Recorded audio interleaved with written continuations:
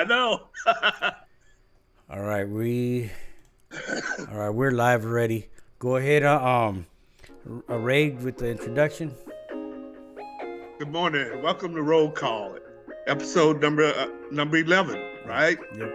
Yeah, the number one Birmingham Roller podcast, bringing together Birmingham roller fanciers from all over the world. Today, we have part two with Keith London, myself, and Jerry Chacon, and we're going to talk about some things that we believe that would be very interesting to everybody else. Good morning, Keith. Good Afternoon morning. now. Yes, afternoon now. Yeah, afternoon. Jerry, same to you, man. Good to Hey, good see you afternoon, guys. you guys. Yeah, Uh, Chacon. Yes, we're here to talk about rollers. So let's do this. let's talk about rollers, man. Yeah. So Keith, we were talking earlier. You wanna go back to what you were saying earlier? The subject we were talking about. Okay. So you guys that just tuned in, or you guys getting a chance to tune in, we were discussing. It was a question I was going to ask Will, but since Will not here, I'm gonna elaborate on my side. So when I got back into the roller game, I quickly realized there were birds that I got rid of before I got out. Well, I never got out the game totally, but before I got stopped competing, that I should have held on to a little longer. So it was the Jerry Higgins slash birds, certain ones. There were certain ones I let go that I think right now I know I should have kept. So when I brought those birds in, initially, they took my roller game way up. I mean, like way up, right? So then, before I really figured them out, I let some go. I let the wrong ones go. So what I found that is it wasn't so much as I let the birds go. I think I let the wrong part of the young go. I should have kept more of the hens. I'm finding out that when you breed Birmingham rollers, I'm not sure if it's they say any animal. It's the hen or the strength of the hen or the dominance of the hen or traits in the hen help you carry on certain traits, whether they're good, bad, or whatever, right? So, and I found that there's a lot of truth in that. So there were hens that I had made, even though they came off cockbirds. The hens don't have to come off hens. They can come off cockbirds. But then they're the ones that can help carry your traits forward. So when I bring those birds in, I bring in a pair of nestmates. They were all 3259 number 4. I didn't know. I just found out later after I had them for a while. There was off. Take that back. It was off number 3 in 1870. But the cock was off 3259 number 4. So those who are familiar with the Higgins line, what I'm talking about. But anyway, they brought in birds that committed, hit sensitive, didn't fly. I mean, it was all you can ask for. Mm-hmm. But at that time, I brought in more birds from Higgins thinking they can do the same, right? But they didn't do the same. So the point is, when we get those birds, give them time to show themselves. I think I got rid of them prematurely, and I found myself reaching back for some of the birds I bred later on, which was recently, right? So, and then I lost. I didn't say I came and say I lost. I let go of too many of the ones I should have kept, thinking just because I got the pairs, I can make more. Mm. And those weren't the ones. It was the ones that I know were proven. And people say, "Oh, let me get that. I do this. All right, I'll make some more." How long did you have those that you started to make those decisions? I mean, was that something you were working with them for a minute already, or? I had worked with them through 2004, about 4 years maybe, before I started letting some of them go. Okay. Along with some of the ones that got taken also, but it's like you breed birds like that when they come from my family birds like Jerry's were back at that time, and you get those birds and you actually see them and you pull them in for a reason, and then you let those go. Sometimes it's not the same. It's not. No matter how they look, I mean, they're gonna throw spin. Don't get me wrong, but spin is when it's coming to competition. Spin is not everything. It's a few more components that go into that. You know what I'm saying? So I had to figure it out the hard way. I mean, and there were some good ones, and I got some other ones that just weren't it. And I made another mistake, and I let go of some of the hotter birds. I should have kept a little more of the heat factor around. You know, how was activity, like the work rate on those birds? That did you see them? Was it like a very active? Did it make your program or very. pigeon? Let me tell you this. I mean, people gonna take it as I'm boasting, but I'm not. I'm gonna state a fact. In one season, in one flying season, I scored over 1,000 points 5 times with 5 different judges. Damn, nice. So, I mean, I can look back at that like I say, well, maybe 1 or 2 of them I don't think they deserve. To me, I'm gonna be honest. Wait, at least 2 for a fact. I know for a fact they didn't deserve, but I know 2 for sure they deserve. But I'm just saying, the birds made the birds more fluent. Just more fluent. It was like it wouldn't even work. It was like they were just doing it. So you think it was because the kind of heat they had? The heat, and I knew Jerry liked rollers. He liked to come in early and deep. But he wanted to maintain also. And he wanted his birds to roll all the time. That, along with the smoke birds, which was a tighter kitten family of birds, probably a little more speed, and the homing instinct. That was a combination of those that made it happen. I couldn't have did it without those birds. You know what I'm saying? I couldn't have did it without those birds. I'm gonna be honest. And I made that mistake. I brought in others because they were similar, but they weren't the same. Yeah, I mean, like some of the things I heard Jerry say here and there was like he liked to use birds that were on the edge. And I've heard other guys say that too, people that's flown really good kits. And a lot of people veer away from those birds.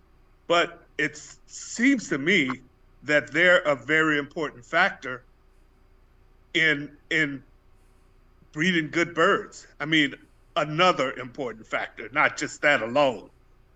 So I don't know, man. That's something to think about, you know. Yeah.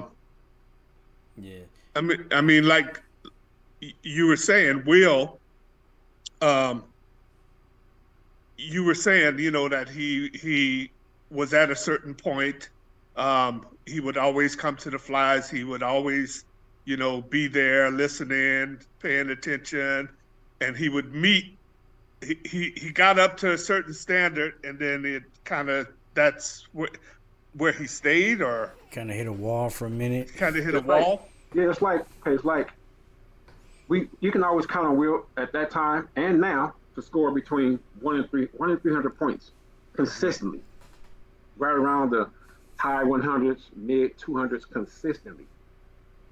And what I haven't seen him do, what I thought he would be doing by now, is hitting that mid 300 range and higher consistently.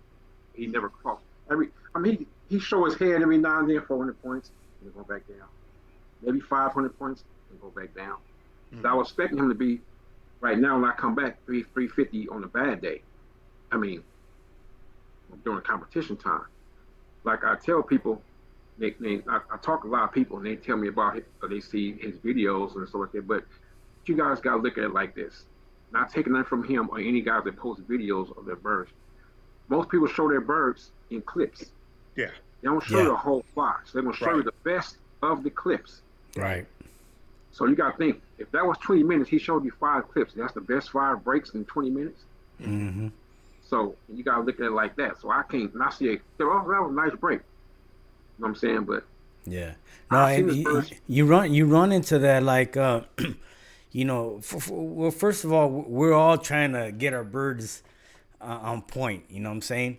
And especially after a lockdown, it's very difficult to get birds to get active, and then when you have them to get active, it's tough to keep them kidding the whole 20 minutes right off the bat. You know, I mean, that's where the training comes in and the feeding and all that. So, you know, it could be a big understanding of a little bit of everything, you know? Yeah, but look, so I play sports, right? So look, I'm gonna tell you something. You know how you play a full season, go to playoffs, whatever. It's over, season over with. Now, when the season's over with, unless you playing some kind of summer ball, something like that, Yeah. your condition goes down. Yeah. So then when you Yeah. go back to training camp, you're out of shape. So Yeah. that's why I'm pressure the birds. I know what it's like to be, Yeah. you know what I'm saying, kicking back, eating whatever you want to eat, hanging out with your feet. Right. Now you go into the you go to the gym. Now you gotta do what these things called suicides. You gotta run 2 miles first. Yeah. Then you gotta run suicides, and then you gotta practice, and then you gotta run some more suicides. Go through a sweat box to get rid of the fat. You know what I mean? By the time you practice, you can't make a layup. Your legs tired. Yeah. So it takes a while to get back in shape. And people don't understand what we asking the birds to do. We asking a whole lot of these birds. Yeah. We have to spend. We want them to spend to the highest degree. Yeah. At least once a minute for 20 minutes straight and nonstop. Yeah. Yeah. I've been like kind of sketchy with my birds. The birds that I have like on my main comp team, to the point where I'll fly them for competition, prep them, fly them. Then I want to lock them up because I don't want, like, man, I got to deal with accidents. I got to deal with maybe BOPs. So, you know, I kind of like been seeing that my birds, it takes longer for them to get back on point. So I was like, man, maybe I need to change things up and fly them twice a week or something, you know? Well, I'm going to tell you something. You can just listen to what I'm going to tell you. When you putting them back out, if you can, because you got these. Well, us we having weather problems here. We never have these weather problems. Yeah. But anyway, weather problems along with the BOPs. But if you can fly them suckers for like 10 days straight, don't worry about the road. Don't worry about kidding and conditioning. That's it. Yeah. Once you get them there, then you can do whatever you want to do with them. You can cut them back now and try different feeds, which that's just to get them in shape. And you have to give them a low fat, not low carb diet, low fat. Cause you trying to get the fat off of them. Yeah. But then when you start trying to compete, you got to put some of the fat back in the system. Diet. For you know, right now we're going through the season where a lot of us that are competing or that are going to compete are starting to release the birds and getting them on that stage that you're talking about. What do you require, or, you know, a word of advice for those that are starting in competition or just can't figure it out yet? Yeah. How long prior to competition should they start doing that? But it depends on what their birds are. I mean, if your birds are not bred or don't have what it takes to do good, you know, on their best day, you gotta be honest with yourself. Say, you know what, these birds are not it, no matter what you do, and that's the problem most guys have. Yeah. And I mean, I've had that problem. I thought I had that problem this year. I said these birds are not gonna be able to do it, but then I put the fat back on them. And at the end of the season, they're like going crazy, like gangbusters. I'm like, what the heck? So I know it's not that. So I figured that part out. So I know it's not the birds. So it was more so of me getting in my own way because of what I've done in the past. But I have to reevaluate my whole situation, saying, you know what? I've never really flown young birds in competition. And when I did fly young birds, I never did anything special. I just fed them regular, let them eat. But I had half and half. So in theory, what I should have did was house them and fed them separate and flew them together. Because the older birds don't need as much, and younger birds need more. Okay. It probably would have worked out better. But now that they're all older, it kind of don't matter. But I would say the youngsters, figure out what you have first. Figure out what they're capable of doing first. So you're gonna make more mistakes trying to get birds ready to do something they're not equipped to do.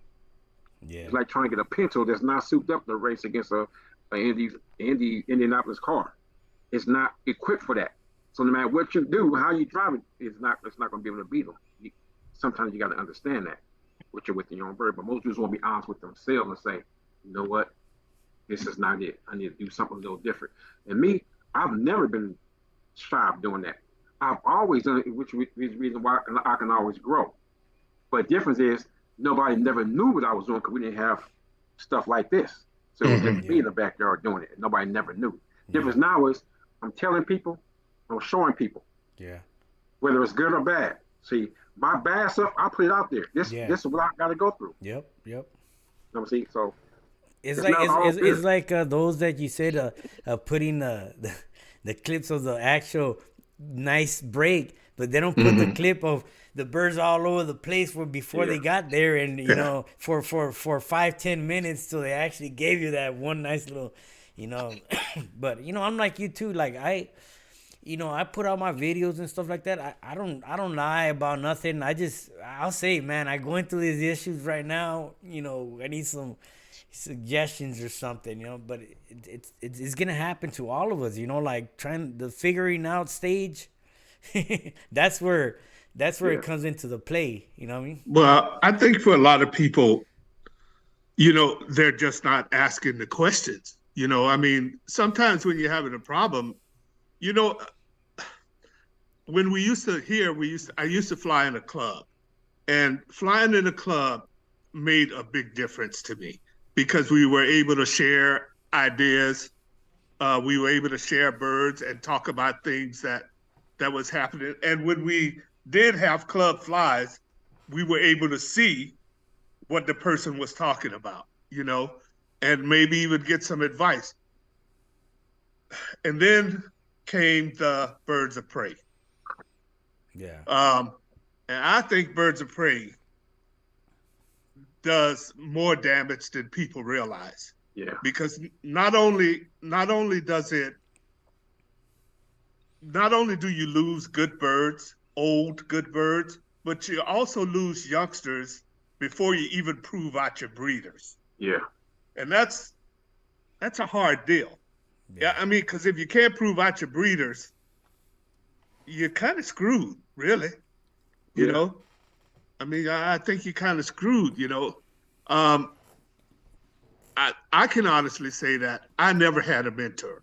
Some things that I've learned over the last 3 years, I picked up, you know, over the last 3 years, which is a little crazy, you know, when you think about it, because, you know, the older guys, they weren't willing to share a whole lot, you know.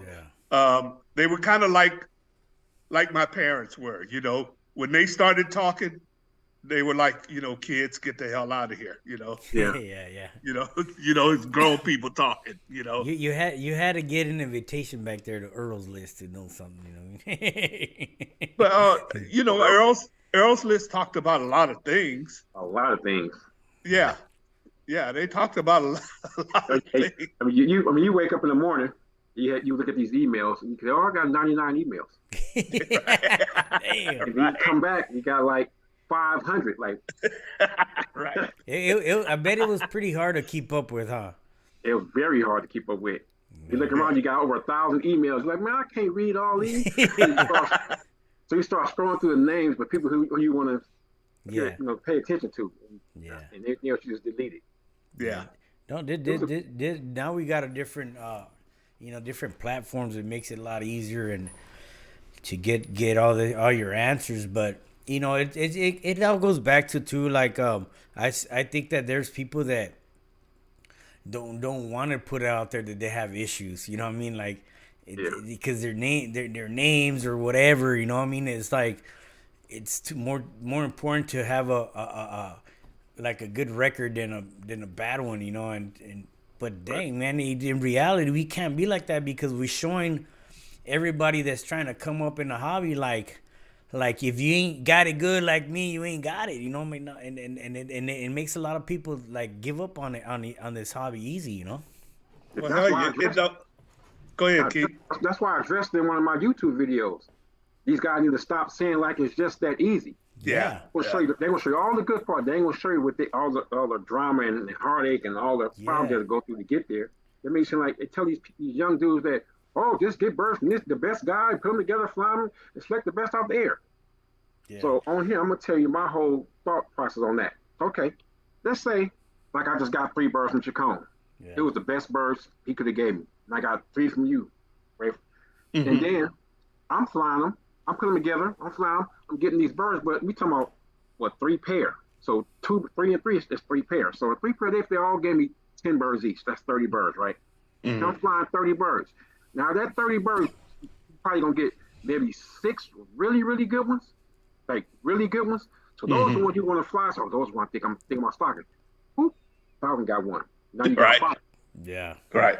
Hey, damn, but these birds are only 7 months. I can't stock them. I need to see what I got. You fly them again. Whoop, Falcon get another. Then Cooper get one later on. So now you down to 3. So now, okay, what do? Now you gotta make a decision. Do I take these 3 out and just keep flying the other ones, or I just keep flying to see how good they really gonna get, so I can see what they really got in them. So we bring them in. So we bring those 3 in. But you don't know that if toward the end of the season, on the next season, they're gonna become hot, unstable. They're gonna stop rolling, become. So you don't know none of that. You don't know. Yeah. So you breed them birds with the concept of saying, oh, seeing what they got in them, but you didn't really see what they got in them. Like that, you know? So then you breed them, and then you say, well, I need 2 more. So now you're gonna take 2 second-rate birds that you never even thought about stocking and bringing them in, and that's what people go through. That's the reality of it. And I was just being lenient about how many birds you're probably gonna lose. Right. Right. Now everybody gonna tell you, which birds do you always lose out your kit? They're the best ones. Best ones. We don't know why that is. I can't tell you why it is, but there's a thing. It's like a curse. As soon as you say, yeah, I'm thinking about stocking that bird, that's the next bird to get caught. That's what like Ray said, he just stopped liking birds. Period. Stop liking them. It's hard. I don't know how you can do that. This guy. It's like you want to say, you gotta go in a dark room. Pretty much it. That's it. Yeah.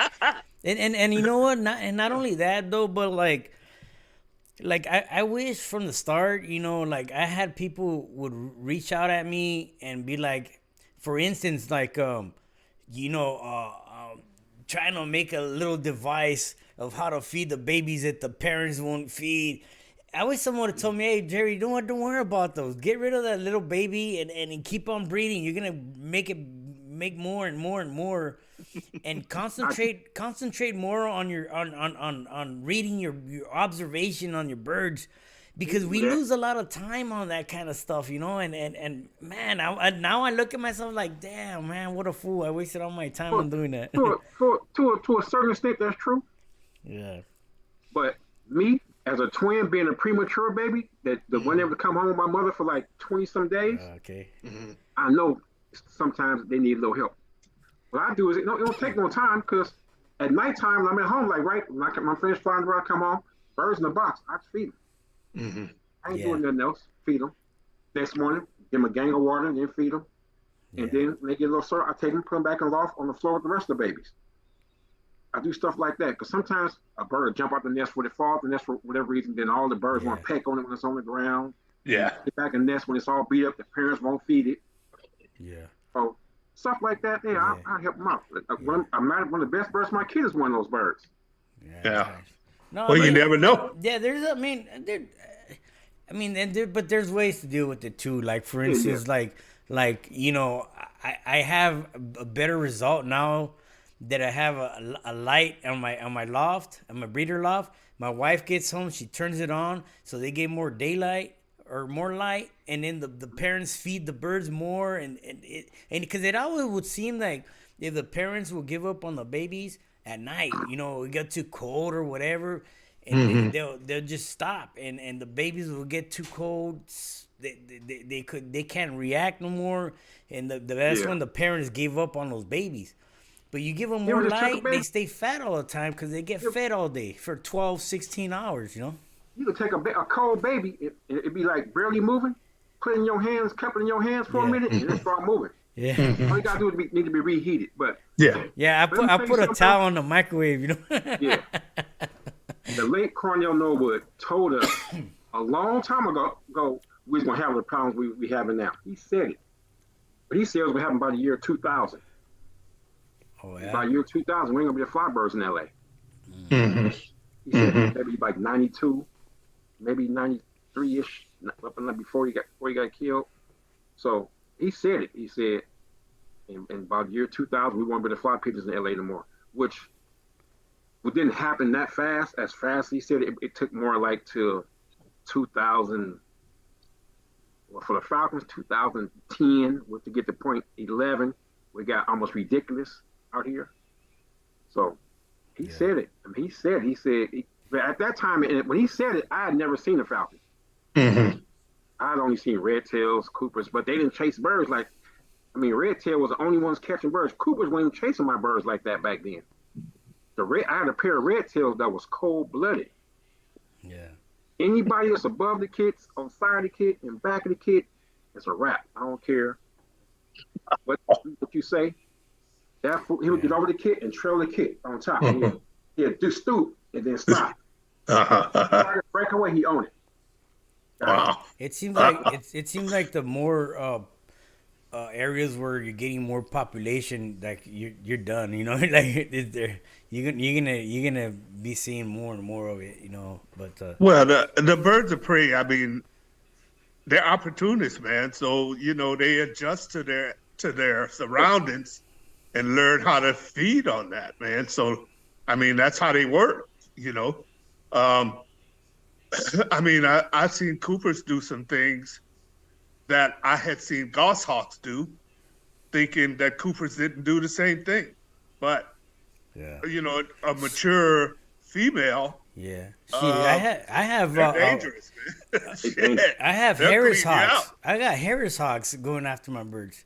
Actually, I got a Harris hawk. Something happened to the wing, and it came and it wouldn't leave my yard. And it'll come after me when I had the birds on my hand. So it went on the gate, and I got it, and then I took it to actually I called. They have areas where you could call, and then they have like rescue centers or whatever. And then so they wouldn't pick it up till Monday. This was like Saturday, and then so they're like, hey, you need to call this center. So I called, and they're like, yeah, you could, we'll get it, bring them down, and brand new facility, and it's a Raptor, it's a new center out here. It's a Raptor rehab something, but they breed and release. You know what I mean? So it's like that everywhere now. I mean, I bet you they did that many years ago in your area. They did a lot of breeding and release, but it's just something that we got to deal with. Well, that was all over the United States, really, when you think about it. I mean, when California started having their biggest problems with falcons, we started to realize the same thing here. Maybe in a different fashion, because we're kind of in between the mountains and the water. I mean, the distance is like 25 miles, between the two. So that I-5 corridor seems to be like a migration route. And if you live on the western part of Washington, well, you're on the route. I don't give a shit where you live. You're on the route, so you're going to see them from Canada to up to California. I mean, guys were getting hit heavy, over, I'd say, the past 10 years. But I mean, what can you do? There's not much you can do about it. What are one of the things you're doing to kind of show some progress in your loft, or both of you guys, like for instance, what I looked into is I got my eye on the ones that are early developers and try to bring that into my breeder loft. And I mean, what do you think that we could do to kind of have a little bit of leverage on that? You mean on the hawks? Yeah. To be able to fly, and have some type of chance with being competitive or whatever, I just talked about that with my buddy this morning. We just talked about the exact subject. I don't think it's the fact that we need to breed more pigeons. I think we need to get more pigeons up and flying, because most guys are breeding 100 pigeons but only get 2 kits up. Yeah. If you breed 100 pigeons, let's get all 100 of them up. That's the key. as quick as possible. As far as early development, anybody tell you, my whole thing was the birds I breed this year are really for next year. Mm-hmm. I don't really expect too much out of them in the first year. They just got to show me that they can, or they're capable, or they're willing to do what I need them to do. They ain't got to show me their full potential in that first year, because I got a 5-star system, and the most a bird can get in the first season is two or 3 stars. You can't get 5 in the first season. There's no way. So, and 3 stars max, but he got to be super good to get 3 stars. But everything depends on how you do the second season. One is how he come out and maintain what he was doing before he got locked up. Hidden, stability, and everything. If he can do that for the first month or 2, he might and maintain with it, he can get his 3rd star. To get his 4th star, the bird has to either increase his work rate or increase his work rate with the kit. So I mean, if the kit is breaking 20 times, he got to break 20 times. He can't break 10, and everybody's going 20, and he's gonna get another star.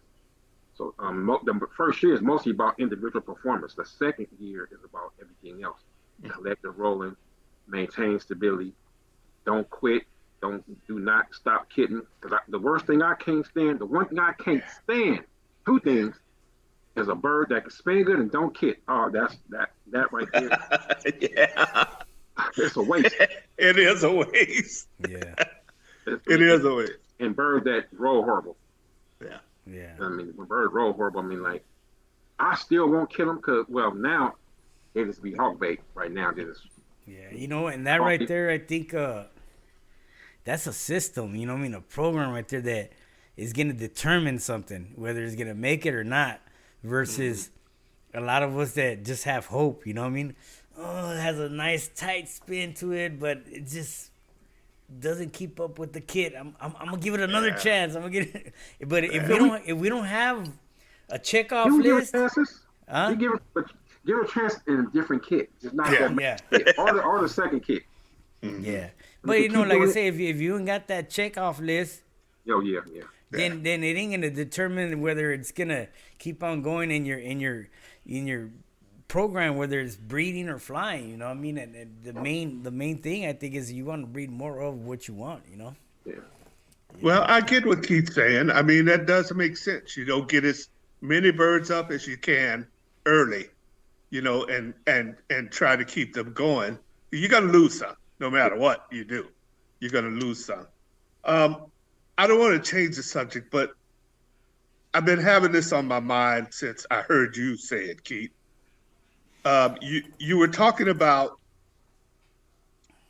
Homer guys and how they, you know, if something is not going right in their loft, they bring somebody in to take a look at it, you know, like to take a look at the birds or to try to determine where they're going wrong, you know, because they can't seem to figure it out themselves.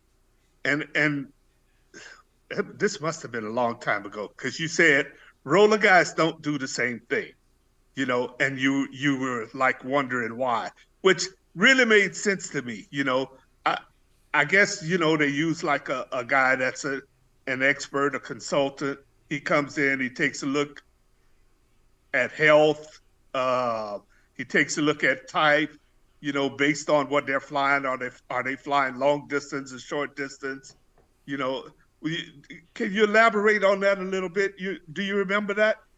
I remember saying something similar, but I remember talking about I talked about health. I remember talking about that when it came to their pedigrees.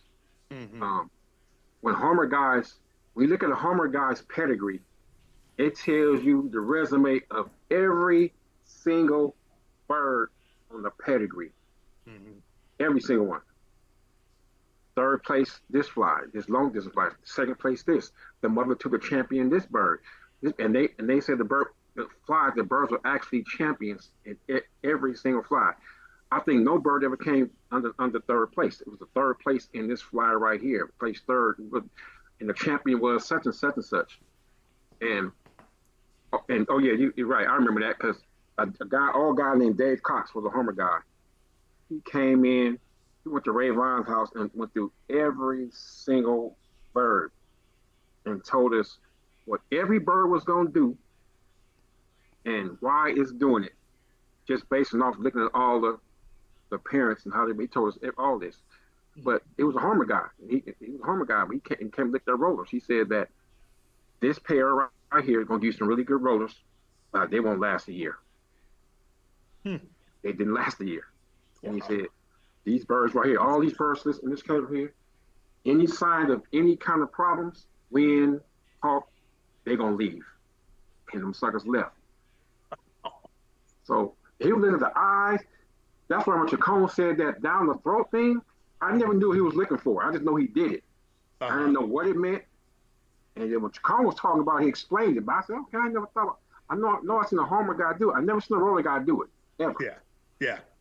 So I seen a Homer guy went there. We was at Ray Vine House. He looked at all these birds' eyes. He said, no matter what, no matter how good, how bad the roller this bird is going to come home every single time. And you should think about breeding this bird. But it was like about 5-6 weeks. Wasn't anything special. And he bred it, and it was actually a good one. I mean, a good producer. Wow. I don't know what he's seen. He never. Yeah, it's like to me. I look at it. I kind of look at it like, you know, it's like you and you know you're an athlete yourself.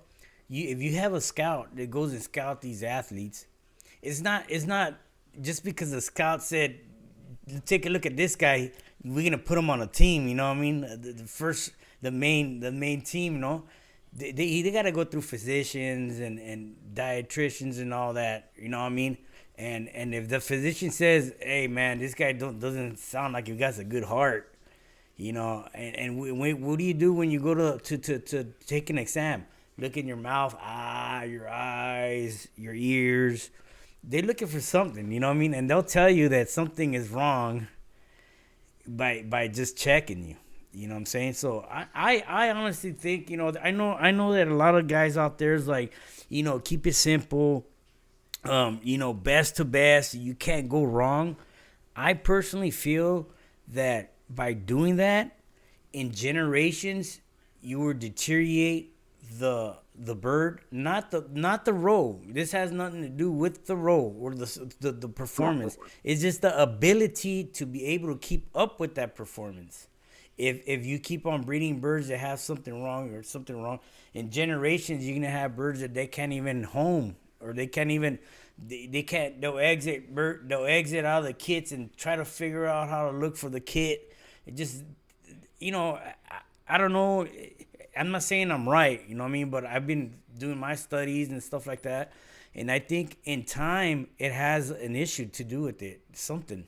You're right. But you're actually pretty much right, because especially with the hens, because they're just saying the dog, if like when you breed dogs, the bitch is bad, the brood is bad. So so the mother got all these problems. Most likely, the offspring is gonna have them, which is like pigeons. Like that's why you say you get hens a dime a dozen. Only reason make cocks birds so hard to spot, they can throw other traits than what they show you. Yeah. That's why when you get a really good cock bird, a really good one. Think about it. Most time when you get one of them cocks, his best babies is when you put them to some super hens. The super hens will help you keep transferring the traits on and on and on. Yeah. Think about some of the main birds that people talk about. Think about them. They'll say, "Oh, this bird," but his mama was this bird. Oh, okay. Yeah. 514 hen, red-head hen, clay hen. I mean, those are hens. I mean, just my bird, smoke hen, her mother and her mother. I mean, they hens. I mean, you don't think about it till you say, "Wait a minute, shit." It might be something to this, and I've noticed that. I just went back in my records when somebody told me, I looked back and said, "Okay, oh shit."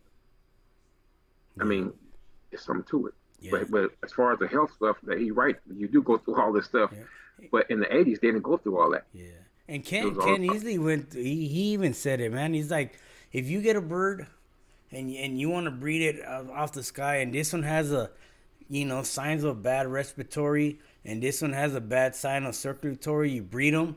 Now their babies could have both, and that's how. That's what I'm saying. They little by little they start deteriorating generation to generation. These Homer guys, they look for that stuff. Like they know, this one's has something weak to it. You don't want to breed a weak bird, you know what I mean? And then little by little they can't even fight. Their immune systems are weak. That's, you know what I'm saying? or the birds that roll are good rollers, but I always want to quit no matter how much you feed. Yeah. Yeah, exactly. That's what I'm talking about. It has nothing to do with the roll. The roll could be fantastic, you know what I mean? But they just can't keep up because of whatever issues you've been going ahead and breeding, and the traits, the recessive traits that you could actually see. You know what I mean? And we ain't paying attention to it, you know? I don't know. Well, Keith, in your own family, have you found that following lines is what's kind of worked best for you? You know, like you had a good producing pair, and the babies off of that turned out to be good producing pairs, and the babies off of those. I mean, have you seen lines work like that in that Yeah. I mean, way? in my birds, okay, it started with Smoke and her mama. It was 2 hens, right? So I got really good ones when I took Smoke's half brothers and put them to Smoke's daughters. That worked real good. What I found out is, as far as the lines, you still got to select for the traits. Carry on. I mean, you still got, so certain stuff you look for to make sure your line carry on, right? What I've noticed is that in my birds, or most of the birds I use, most of the cocks that I used, whether it was my line or something that's made to my birds, but I didn't breed it, were not the superstars. They were just good ones. You know, you got the superstars and you got the good ones. And you take those good ones to them superstar hens, and they just carry it keep transferring like that. You start getting really good superstar cocks that can do the same. I mean, but as far as a line goes, you still gotta keep it in check, and you can't just assume that's what happened because it's a part of the line. You always gotta keep it in check. You always so. Every now and then you gotta say, you know what? I know I like birds like this, but I need this harder one from this family, and not stop doing that. Or going with the more stable, stability, more reliable ones, and going away from the heat factor. But yeah, I mean, I noticed it. It does travel. I mean, it does go through the line, and I bring in other lines with certain traits just for traits. You know what I'm saying? It's like you drafting a player, no matter what sport, but you drafting it for a specific position. If he can't fulfill that position, he's really no good for your draft, unless he just freakishly tell you that he can do something else better. I'm saying so. You draft a quarterback, what you expect? Quarterback. Right. I mean, you draft a wide receiver, you expect somebody that can freaking catch. Run a little bit. That's what you got to do. If he can't catch, he can't be a receiver. Right. You don't need him, right? If you bring a bird in, if I got a bird, I need this bird in for depth. But you breed him, but your bird's still the same. They ain't getting no deeper, so the bird not doing his job. So as far as a line, he's not that kind of bird. So you got to go to somebody that, like, I'm gonna talk about a specific person. A few specific people. Same kind of birds. It's Abel, Johnny Smith, Robert Parker. Now, all have similar type birds, right? But you go to all 3 of them for something different. Johnny is like smart as hell when it comes to breeding. I think he was before his time, really. But when you go to Johnny, you think early and deep. That's what you think. And you got to breed the birds according to that. When you go to Robert like kick birds just to break. He like them train, just break, come in, break. You go to Robert, that's what you're thinking. You go to Abel, it's a little bit of both. Deep, he like them deep too. They don't really have to be early, but they got to roll all the time. And he got them to break. I mean, it's like that. So by knowing that kind of stuff, so when you bring them in as a line, you can't bring a bird in from Johnny and think it's going to be what Robert give you. Abel give you. So everybody got their own way of thinking, and their lines they reflect that. Yeah. Yeah. And that's how you got to approach when you doing it. Do you Reason why I feel? say I'm because all three of them dudes I admire. All the three dudes I will listen to when they talk about, when they start talking about birds and why they breed this bird, what this bird gives, and all this stuff. All three. The difference between the three is Robert is not as vocal as the other two, but he's a competitor no matter what. Yeah. Johnny is going to tell you numbers off the top of the head and tell you what this bird do, what this bird good for. I did this, do this. He's going to tell you all that, like that off the top of his head. Abel do certain things like similar, but Abel is going to try to beat you. He's going to try to talk trash to you while he's doing it. Right. Yeah, big You know time what I'm trash. He kind of, no, he's not. I was about to put him in a category he's not in. I was about to say kind of like Larry Bird, but he's not like Larry Bird. Yeah. Stories they say Larry Bird talk trash. He tell you what he was going to do, Right. how he was going to do it, and then go out and do it. And do it. Yeah. Right. So Right. he talk trash to you, why you doing it. Abel's similar to that. He just sometimes he talk trash, he don't pull it off. Only person I ever knew that talk trash and pull it off was Kevin McRae. Yeah.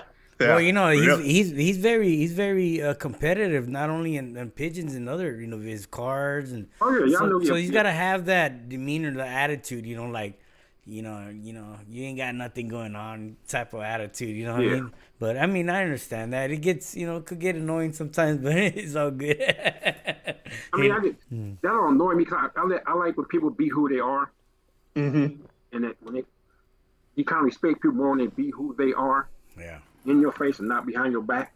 Right. That's how they are. I mean, Right. the three guys. And by the way, congrats! You made a master flyer recently. It's just a few days. Congratulations, Abel Barrow, man. Yep. Yeah. Good shit right there. Yeah. Congratulations. Yeah, I hear what you're saying. That's why we talk when we doing these roll calls and everybody that comes on that speak their truth. They're not trying to sugarcoat anything. They're saying what they think. Every once in a while you get somebody that says something that you think, really, and then a second question comes to your head about it. I wanna talk about type a little bit because every type of bird rolls, I've seen them all.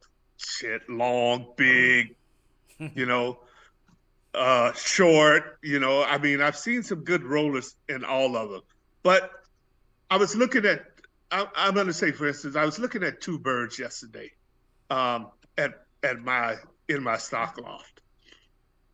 Young birds. I just put both of those birds away, and I'm comparing them to each other, and one is so much bigger than the other. But are they the same sex? No. Yeah. They are the same sex. They're both cocks. And they're both nice chested, but one is just so much bigger than the other. And I'm looking at them both and thinking, man, they were both so good in the air. How can they be so much different? In type, they look alike. It's just their size. You know what I mean? The size of the two birds, I mean, they look, if you took one and made it bigger or the other and made it smaller, they would be the same bird. Okay. You know what I mean?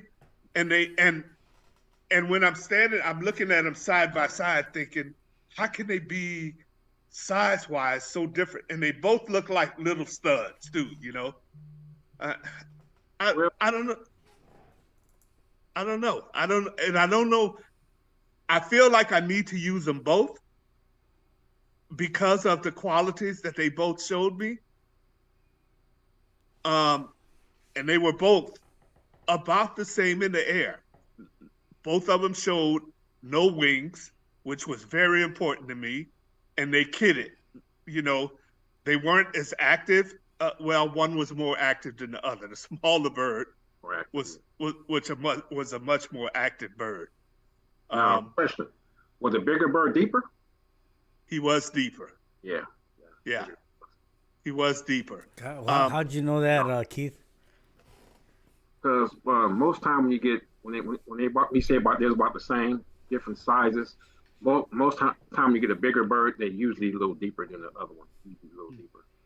Um, what I've learned is with most families, if you see a family that got all mostly deep birds, most of the time they're a little, even if they don't be bigger, some just be a little slightly longer. It's like longer birds handle the depth better for some reason. I just figured it out. And about the uniform, you said uniform. They still the same size. Mm-hmm. So they still wear the same uniform in different sizes. Like Shaq uniform versus Kobe uniform. Same uniform, different sizes. Mm-hmm. You gotta make things a little more simpler, or you're gonna be going crazy trying to figure it out. Right. Okay. Shaq and Kobe, two good players. Don't play the same position. One's bigger, but they wear the same uniform. Mm-hmm. You gotta take that into consideration. Only thing different is Kobe's a guard, Shaq's a center. Shaq gonna be in the post, Kobe gonna be on the perimeter. So now, if the Shaq cock is bigger, what you gonna do? Give him a hand that's like a perimeter player. Right. Right. If Kobe, somebody equal him, or maybe equal him, or either somebody that's more of a Lisa Leslie type person.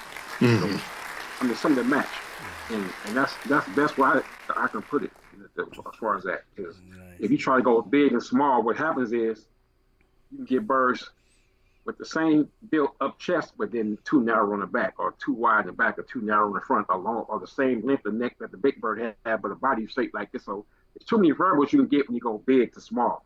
Yeah. You got to gradually do it. I mean, the difference that I saw in between the two in the air was depth and frequency. But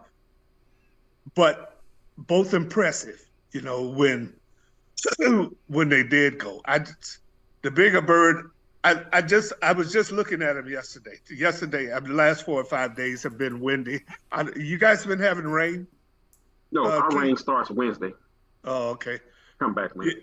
Yeah, it was windy as hell, and I couldn't fly any birds, and I was looking around, looking at those two birds, thinking, and they were standing side by side, and I was looking at them thinking, man, you guys are, in all reality, you're so much alike, but so different in size, Yeah. So. And when it comes down to, I know you're looking to bring in the sensitivity into your birds. Could we talk about that subject right there, the sensitivity, and maybe give us a rundown on how did you end up having like a lack of it to where you need to bring it in, and how would it like what program would it make it come in and to make it come back alive? You know what I'm saying? Okay, let's go. Okay, the first time I ever heard kit sensitivity, Arnold Jackson said it. I never saw it as that. We just saw it as what we used to call it before Arnold Jackson said kit sensitivity, collective rolling. That's the term we used to use. But then Arnold Jackson was the first person I ever heard say kit sensitivity. But so now, as far as my birds is concerned, that's what I'm saying. I was flying my birds, but I didn't figure out what I was doing. I was trying to feed the older birds and young birds the same, and that's what that messed up at. The young birds old birds were being flown too much, and the young birds wasn't getting fed enough. So, and that's what happened. So once I just started letting the birds mature, just let them eat for a few days and didn't fly them as much, they went back. They came right back on. This was after I got the other birds in. So, but as far as bringing the birds in, I went to a family. The families I've seen on videos, or I've talked to people out, and I figured out what birds they got. They're always rolling. So what I did was I'm gonna take some of those in and toss them to some of my better, deeper birds and see what happened. So what I did, my plan is this. So I got a hen and cock from Tim Poston, which is South African, straight South African, the Hannes birds. I got 3 from Chacon, which are 1 cock, 2 hens, and I got 3 from Dave Henderson, which is also Hannes birds, similar to the ones Tim got. I'm not even trying to shy away from it at all. The ones that might roll down, I'll let them roll down. The ones that might not roll with the velocity, let that happen. I'm not worried about it. What I'm trying to worry about is the kiss sensitivity part. I want to see if them birds, is it going to transfer? That's all I need to see. Mm-hmm. Once I see it can transfer from there, now it depends on what level of performance that bird that it transferred to has. So if it's deeper and it's still deep, what I would do is I would take it to a shorter side of my family or take it back to one of the South African birds that are short, like that, and just keep flying them. You gotta keep moving around and within them. But you don't keep crossing them out no more. That's just the only cross it's gonna be. Right. It's either gonna go back to my side or gonna go back to South African side based on their performance. If they're gonna roll down, let me see that. I mean, I'm not gonna say I'm not gonna break this pair. I'm gonna let them breathe the whole year. Let me see what percentage, how early they do it, how they do it, and what they did before it happened. Mm-hmm. I need to get all that information in, all that data in there. Mm-hmm. The ones that don't roll, these birds not really rolling, but they always flipping around. They still try to hit no matter what. Mm-hmm. And then as they get older, I want to see the ones that are short, if they're going to actually pause and then do they flips together. Pause, do they flips together. Pause, like that. I just need to see to what degree they're going to transfer that one trait I'm trying to bring in. That's all I need to see. And from there, I can make my judgments. And while I'm making my assessment, I make my judgments afterwards. So the plan is to fly them this year, see what they do. Next year, I'm not crossing. Next year, I'm putting all South African birds together. Okay. So the ones I see fit, it have nothing to do with who they're from. I'm a paramount based. I didn't see none of those fly, so I got based on what I seen them produce and what they show me on the ground. Mm-hmm. And I'm gonna go from there, and I'm gonna fly those, and then see what happened with that. Mm-hmm. Just to get an idea, fill them out a little bit. The reason why I'm crossing them first, because if I don't cross them first, if they're not compatible with my birds, I don't want to do none of the other stuff. That's the first thing I need to know if they're compatible. I need to know that. Right. And now, if I found they're compatible, okay, let me make some more so I can play with like that. I'm saying, if they're not, if they just all pairs give me all bad results, they're not trying to give me what I bring me in for, or give me another trait that I haven't seen in my birds that I don't want to see, all that kind of thing. I say, you know what?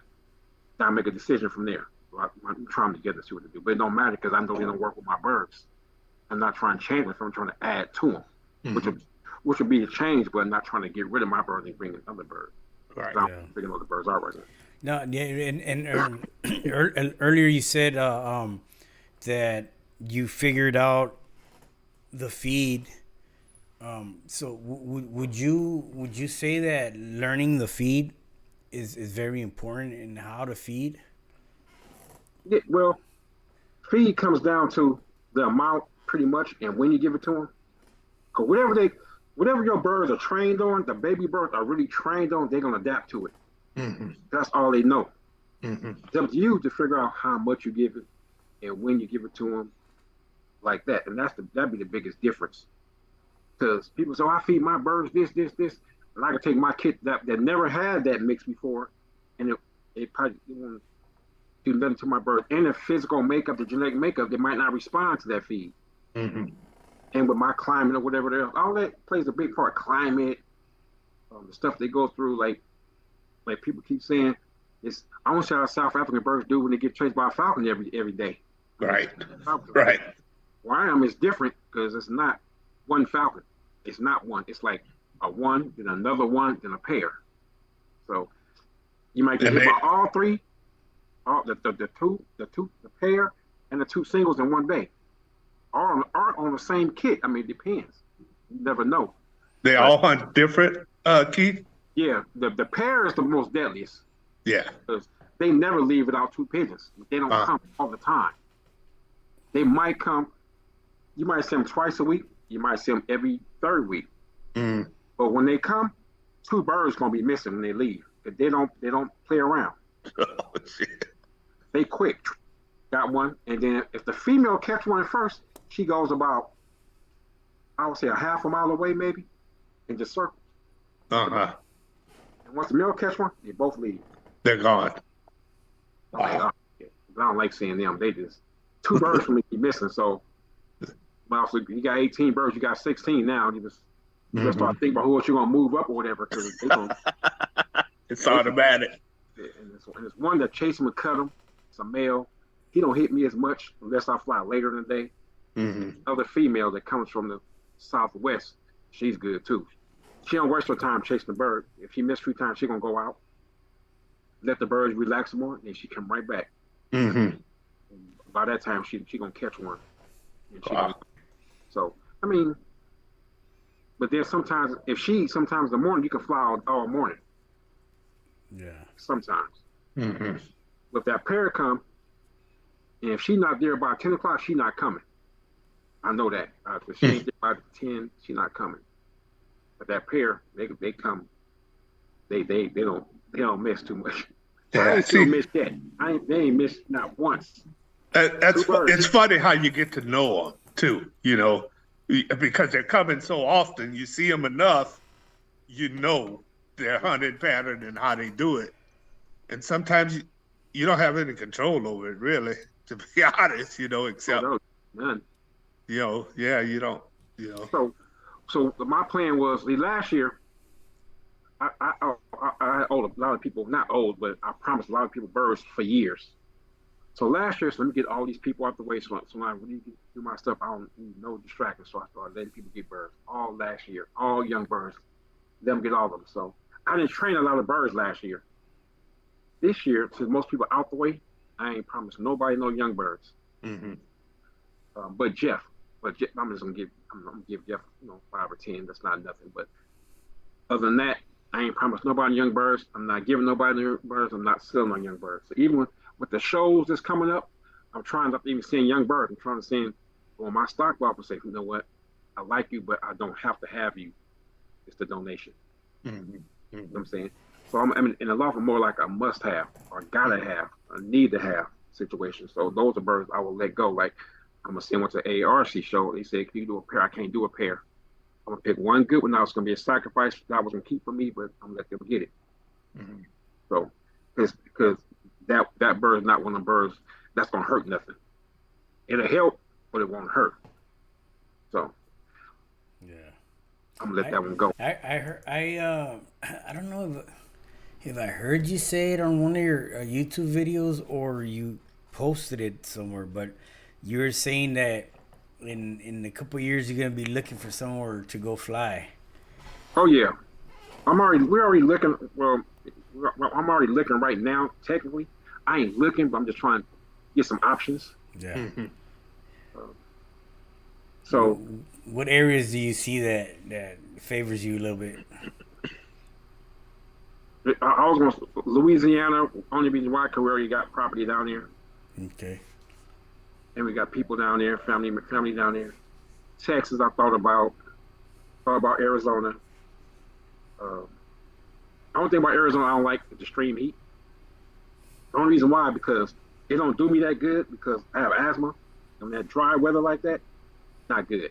It's not good. And plus with the pigeon stuff, it's not good. It won't. So I had to think about that. So I got to think about. I thought about some parts of New Mexico. I mean, it's up north a little bit, but I don't want to be up there where Brian them at. I don't want to be way up there, but I thought about. I'm just thinking. Let's talk about a lot of different places. Yeah, we don't need another competitive guy here, man. Yes, you do. We're good, man. We're trying to earn our master flyer points right here, bro. Like, I'm trying to get my last few. Last few, yeah. Keith, what part of Louisiana your family from? Okay, my father's from Shreveport. Oh, okay. And my other side of the family is from what people call. Every time I mention my friend, they're in the sticks. To my Bastrop and Wilmot, all down there. Yeah. I'm originally from Louisiana too, so that's why I was asking. Yeah, I'm from Lafayette area. Yeah, around that area. So, I was thinking about what I'm trying to do, and I really want to fly old birds. So if you got the team, yeah. I mean, I'm doing everything I can to get birds that are working good and just setting them back, and to some extent hiding them out and protecting the hell out of them. I'm losing young birds to keep old birds. I mean, that's what I've been doing. I really want to fly old birds. I really want to. And it's hard to do. It's hard these days to do it, So it leaves me in a somewhat of a bad situation because I'm trying out some new things, and I have a family that I really like, that I really think can do it. And that the old birds that I'm picking are coming from that, Um, and some of those birds I probably should have in the breeding loft, to be honest. I should put in the breeding loft. I've bred birds off of them here and there and put them back into the kit. And sometimes you don't find out how good a bird produces until later. A couple years, 2 years, 3 years from the time. I mean, especially if you're just starting with a family. Ray, do you feel that let's just say you have those those birds, do those birds get to a point where they ain't working as good as what they were, and if they do that, do you think it's because they're too old? I've taken into consideration some of the guys we've talked to before that said they've taken birds that were breeders that were no longer fertile eggs, or they're shooting blanks now, and reflew them. Are they ever as good as they once were? It depends on how old they are, though. So I had a hen. A lot of people ask me about this hen. We called her Sugar. I called her Sugar because she was white, but her other name was a powdered donut. She was like a white powdered donut when she rode. Mm-hmm. Well, she was a really, really nice. She wasn't no superstar, but she was a really, really nice hen that flew in a kit for a few years. But so when she got like 12 years old, 11 she stopped laying. About 12 years old, when I moved back to LA, I put her back in the kit. Mm-hmm. She started rolling, but she didn't get to like she was, though. She was like 20 feet when she was in the kit. She maybe got to like 8 feet, 10 feet. But she was still a good kit bird. She still tried to go on the brakes, but she didn't have no oomph to it. But she still did everything, and she got back in the kit quick to be so old. She never really had it like that. And I did had Cockspur the same thing. Mm-hmm. They were good. They got back in the kit, but they never had that oomph to them. But they still tried the kit, still tried to roll, but they couldn't fly. They wouldn't fly a long period. If the kit flew long, they would drop out of there after like maybe 30 minutes, 35 minutes. They wasn't going no hours. They was like, right. You young dudes, I came in with you young bucks. I'm gone. Right. I'm down. I noticed that. But I want to ask you guys a question. I posted I can't remember if I did it on. I know I did it on my podcast where I talked about gene recognition, linkage, and transference. You guys remember that? Yeah. Mm-hmm. Mm-hmm. So I had a theory. My theory on that was, what happens was when we line breed, when you breed birds with the same genes, let's just say these 3 fingers are for frequency and depth, and then these 3 fingers are for frequency and depth, and this one here might just be for speed, and this one here just be for kit. So I think what happens is when we do that, how the genes link is they do this. And these genes link, which make this stronger, and you got one gene for this and one gene for that. Mm-hmm. And I think genes kind of recognize each other and they link. The key is getting them to transfer once they link. Mm-hmm. You know what I'm saying? That's why I say transference. Now, can they transfer that within their offspring? Which I think it should, because it gets a little dominant, but you get the traits. Let's say this one other trait could be stiff birds, or birds that want to fly high. So when you do this, now you only got one gene for this, one gene for this. Mm-hmm. You breed those birds, now you got 4 with these genes, right? And you still got half a gene and a half a gene. So when you do it again, and that's what happens, that's how you get rid of them on one of the genes. That's how I see it. I mean, that's the simplest way I can tell people. Try to explain to them without, I can see the strand, and it's all pick this off right here. I mean, it's not like the TV. They show how they put it on the screen. They touch the hand. We're gonna extract this gene, extract that gene. We're gonna put this gene. And it's not like that. So that's the best way I can try to get people to see what I'm talking about. And the reason why some of this stuff I talk about, it's so important to me because I don't have the luxury. That's a good word. The luxury of flying them birds from training through the first season, through the second season, and part of the third season say them birds gonna be here. So some certain things I gotta do, and I gotta try to figure some stuff out why I got them. There's one thing I know for sure: once the Falcon take them, there is there's nothing you can do. You're done. So that bird is gone. So now you gotta hope they can do another. So now you gotta figure out a way to line them genes up like that so you can get more like that. Because like I tell everybody, those ones are called those ones for a reason. You know, it's like, yeah, that was the two. Now they always say that was the one, or she was the one, or he was the one, or whatever it may be. Y'all will say one, and they will say two. That was the three. If we think about it like that, we can probably start ourselves a little further. Because one thing I try to tell dudes, which is not fair for dudes, that's what they say out of state. Oh, yeah, you can just fly. Dude, we don't have that luxury. Like, well, no pun intended when I say what I said about the regions out here. We had the CPRC region, which was, I don't know what region they're in, 9, I can't think what number they are. Anyway, where Jerry Higgs and that region, they were. At one time, they was having 5 qualifiers, World Cup off, no matter what. Out of their 5 qualifiers, 2 of them was in the top 2 or 3 was in the top 10 almost every year. Wow. So, my point, what I was trying to tell everybody, at one time, they was telling us at one time, no, you guys just like in the 90s, you guys crying, the Falcon ain't that bad, you guys making excuses. They don't have a region now. They barely got a region. They can barely get 2 people to fly.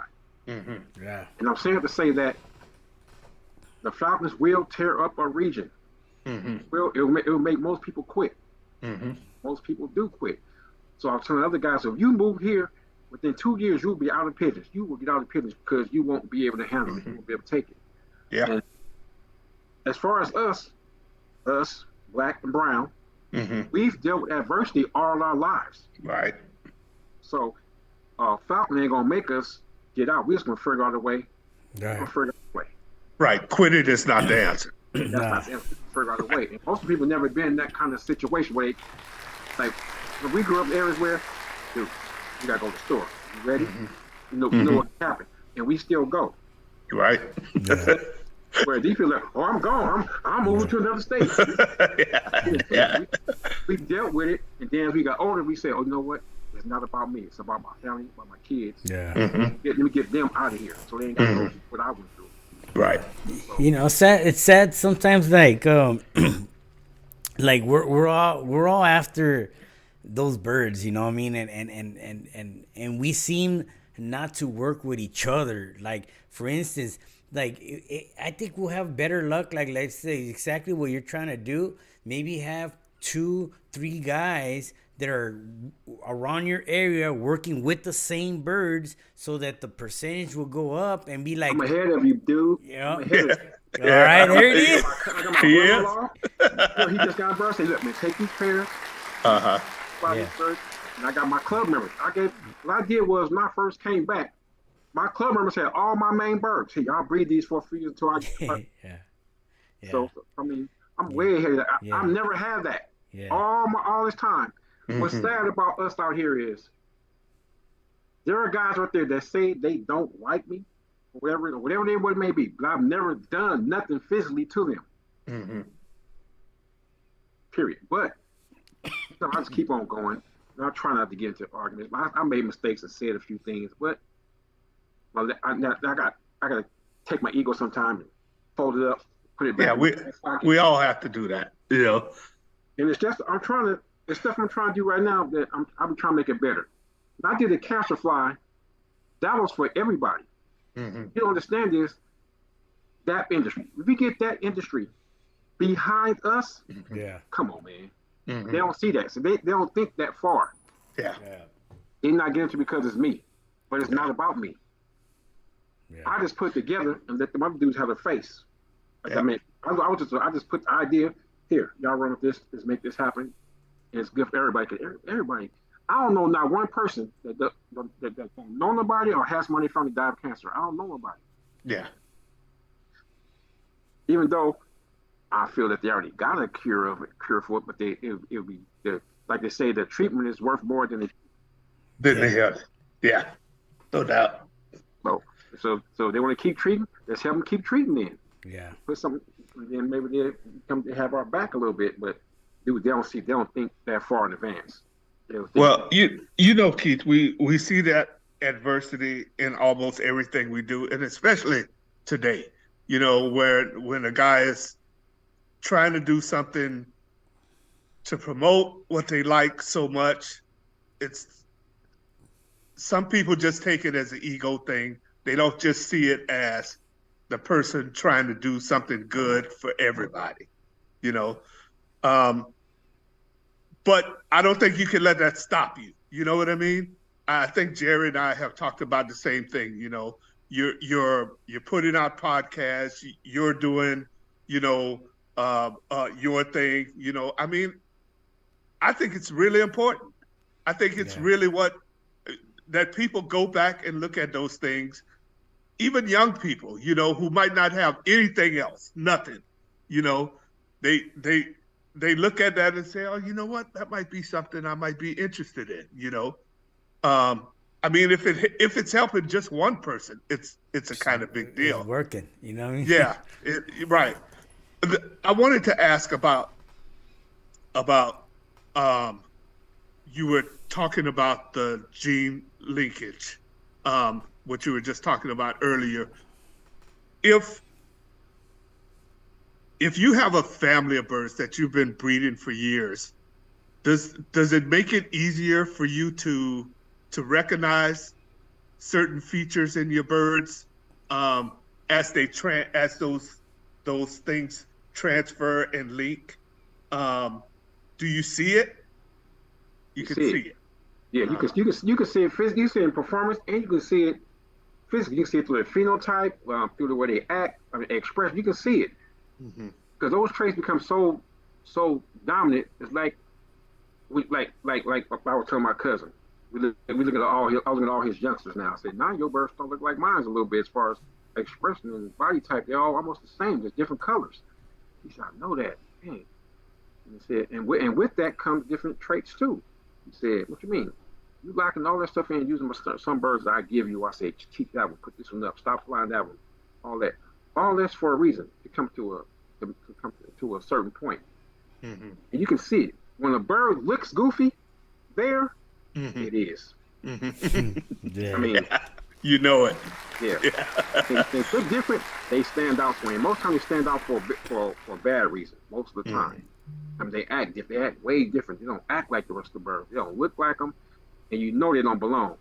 So when birds do stuff like that, and they start acting different, and what people will do is, when that bird becomes a good spinner, they will use it anyway, even though it acts different. Now you can put that bird back in there. Now you can make more birds that act and look different. Probably. Chances are you can make more birds that act and look different. So why would you even try that bird? No matter, that's why I say you can't just go by performance. But you go, this performance, this roll right, just right. If the thing is, if it was that simple, everybody would have good birds. So just pick all the birds that roll right. Right. Good. But everybody knows that's not true. That's why I had that problem with people saying, oh, this roll right is right. That's not true. Yeah. Because that means all I gotta do is go get 10 good spinning cocks and 10 different hens, and then I'm good, no matter how they look. Yeah, it's a hard, man. It's a very, how would you say, time consuming, intense hobby, man. It's if you just want rollers, yeah. But we don't just want rollers right here. Yeah. I'm saying we don't just want rollers. We want birds that's gonna roll together with regularity, good quality, good depth, over and over any day we need to compete. That's what we trying to get. Breeding rollers, I mean, it's not really that hard. But if we start talking about the other stuff, It's the other stuff that get hard. Yeah. Other Even stuff. learning, or not learning, but just observation and being willing to call a bird or get rid of a bird or put it on another team. Just that it's very hard, and it took a lot for me to get to that, to where no feelings, you know. I mean, like, nah, you're you know. Well, Yeah. I don't kill. I don't kill birds so they don't kid. Or I don't do that. Yeah. Mm-hmm. What I normally would try to do, honestly, well, I used to be able to do it real easy when I was younger. When I first, because it was a guy that lived in my neighborhood when I was living on the east side. Old dude, just love pigeons. I mean, just love pigeons. He didn't care if they rode or nothing. So, what I would do, I just start taking them to him. Mm-hmm. Take this. You can have it. Take it. Mm-hmm. Oh, really? Oh, thanks a lot. Then he started bringing me feed. And when I go, he got a bag of feed for me. Mm-hmm. Just like this. So he's one of the birds that just sit in his backyard in this little what they call it, gardens back. Just go feed them. They come feed. That's all he want to do in his own backyard. All they got. So I say strays. I can find what it was. Take them here. You can have these strays. Yeah. Roll down. You can have this. Birds don't kick. You can have this. Mm-hmm. And the birds get a chance to live their life without our interference. But the hawks would probably eat some of them after a while. But he take them, pluck them, throw them in the loft. Mm-hmm. And the main word, he had one door they learned to come out, but they couldn't go in through there, and one door where they can go in, but they couldn't come out. Mm-hmm. They didn't train them. They just learned it just by being there. Yeah. Yeah. Fed them. They went up. When in the case, sometimes they fly around. They roll. They didn't. They didn't. He didn't care. They didn't care. Just want Right. to pick. So when you can find somebody like that and give that bird to that person, they thankful. And something I just. If I find somebody, I give them to them. There's a lot of people like that. You don't know. Yeah. I think as I've gotten older, I've kind of gotten the same way when it comes to calling pigeons. Even like I said, my old breeders, I've got 2 cocks in there that they're just shooting blanks, and I made a decision, I'm going to put them back in the air. They may never be great anymore, but at least they get to live their life out flying. They'll probably get eaten, but they'll get a chance. We were talking about birds that don't kit, and I'm going to tell you something. That's a thing I hate the most. I hate a non-kitted bird. I hate birds. Yeah. I think that they're a distraction. They're a distraction to you because you're trying to watch your kid, and I think they're a distraction to a good team of pigeons because I don't know about you guys' birds, but my birds will try to go pick up that bird. And that's another part of kid sensitivity. They sense to all the birds in the kid. Right. So they're trying to go pick up that bird, and he's avoiding them every way he can. And in the meantime, they're not doing what they're supposed to be doing, because they're thinking about him, I'm hard on that. I mean, I've taken some really good pigeons out that roll really great, and it kills me, man. I'm thinking this freaking bird can roll so goddamn good, man. I can't breathe from it. I bred a South African cock at the beginning of last year. At 2 months, that pigeon was going 50 feet, and it was clean. It didn't kit worth a damn. It never stayed with the kit. Maybe 1 minute out of 20, it would go in and out of the kit, Yeah. And I kept thinking, damn it, this is killing me, And he had not only that, guys, he was mature at that point. He was cocky, doing the cocky thing, already, I gave him to a kid.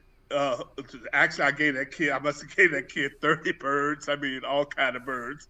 Yeah, he just wanted to have them, But I kept thinking, man, just think if that bird had kidded and did what it was supposed to do, with all the features that he had, it would have been a great bird, Yeah. And I had to get rid of him, I hate those birds, man. I do too. I hate them. Well, it's frustrating, man. Like, you got, it did good last year. Now you're flying it this year, and it's supposed to do good with all the rest of the good birds, and it's just, damn, man. And then, like you said, if it's a cocky bird, strong, it probably has other birds that it's I don't know, mated with or whatever, and they'll follow them, you know, and like, ah, dang it, man. It's like, You know what? Here's what's so weird about it is that like I had 6 other birds off of that same pair, and none of the rest of them did the same thing. And it was the first time I had bred out of that pair. So and the first thing I was thinking is, man, this freaking pair is producing birds that don't get, you know. I mean, that's was my first thought until I started watching the others, you know. yeah. And none of the rest of them came in that early. All the rest kidded. I don't get it, man. And Yeah. he was healthy. I mean, he was a nice big full bird. I don't get it, you know. But you just never know, right? Yeah. No. Well, and that's the never know. thing. That's what Keith said earlier. You know, it's like it might be okay for someone that likes rollers, man, but we're on another level. Like, man, we cannot accept that. You know, and that's what makes this so hard, bro. Like, shit. There's some dudes like the Queen in Alice in Wonderland. Off with their heads. Yeah. Right. Well, you know, Right. nowadays, man, shit, you know, with the price of feed, maybe that's good, you know, take them to the green kit box, you know, like Alan Weaver, you know. Keith, do you use any pellets for your birds at all, breeders or flyers? I haven't used pellets since 2007. Mm-hmm. I found out that the birds don't really need them. Don't really need pellets, really. I mean, You know what? flowers are bigger. I came across just someone that just told me to try them out, and he made a good a good point is that like the pellets have all the nutrients you need for your pigeons, you know what I'm saying, versus separate seeds. So if you give them you give them just enough to kind of get them to process that. Not, and you know, it's, I don't know, it just made sense to me. I was like, dang, you know. You only got steroids in them too, right? They have all, they got amino acids, all that stuff. Steroids in them too. Oh It yeah. says steroid, yeah. Steroids in it. That's why the birds come out a little bigger. Could be. They just. I mean, it says it. If you read it, it says it has steroids in it.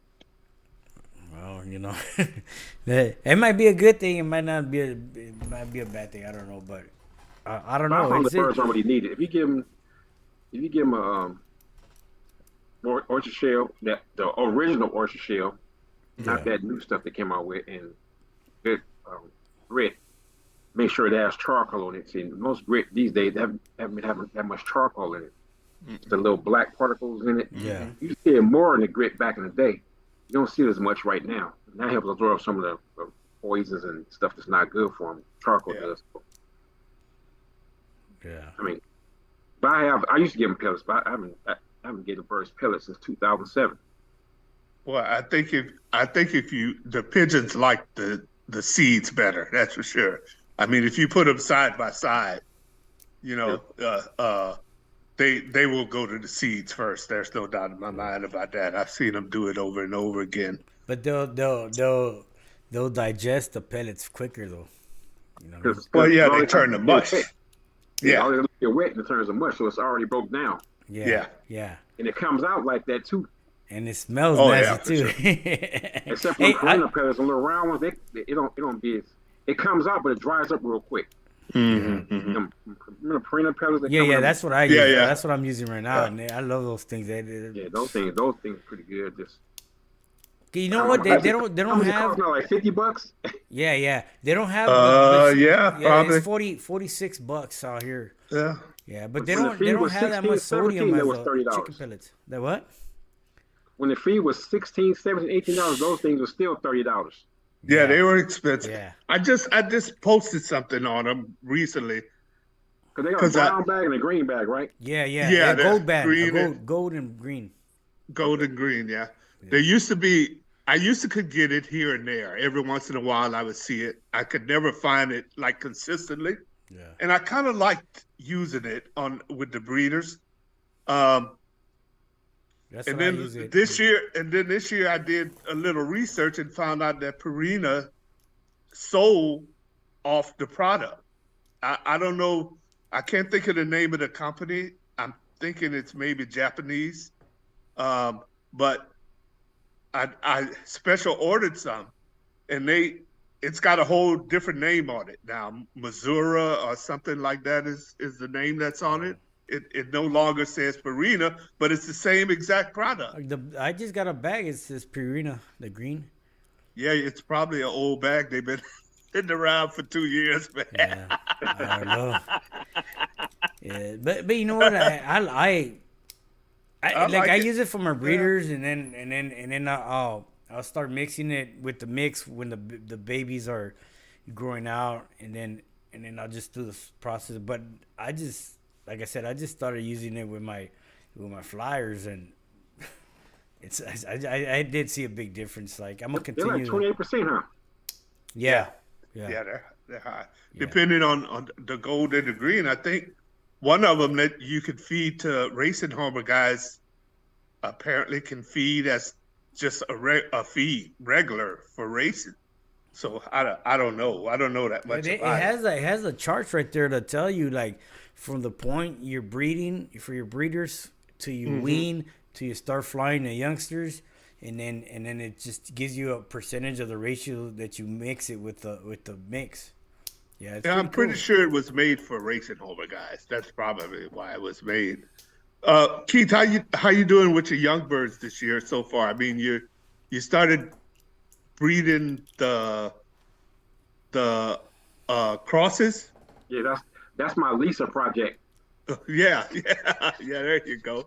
Yeah, how you doing with that so far? I got a few. I lost one.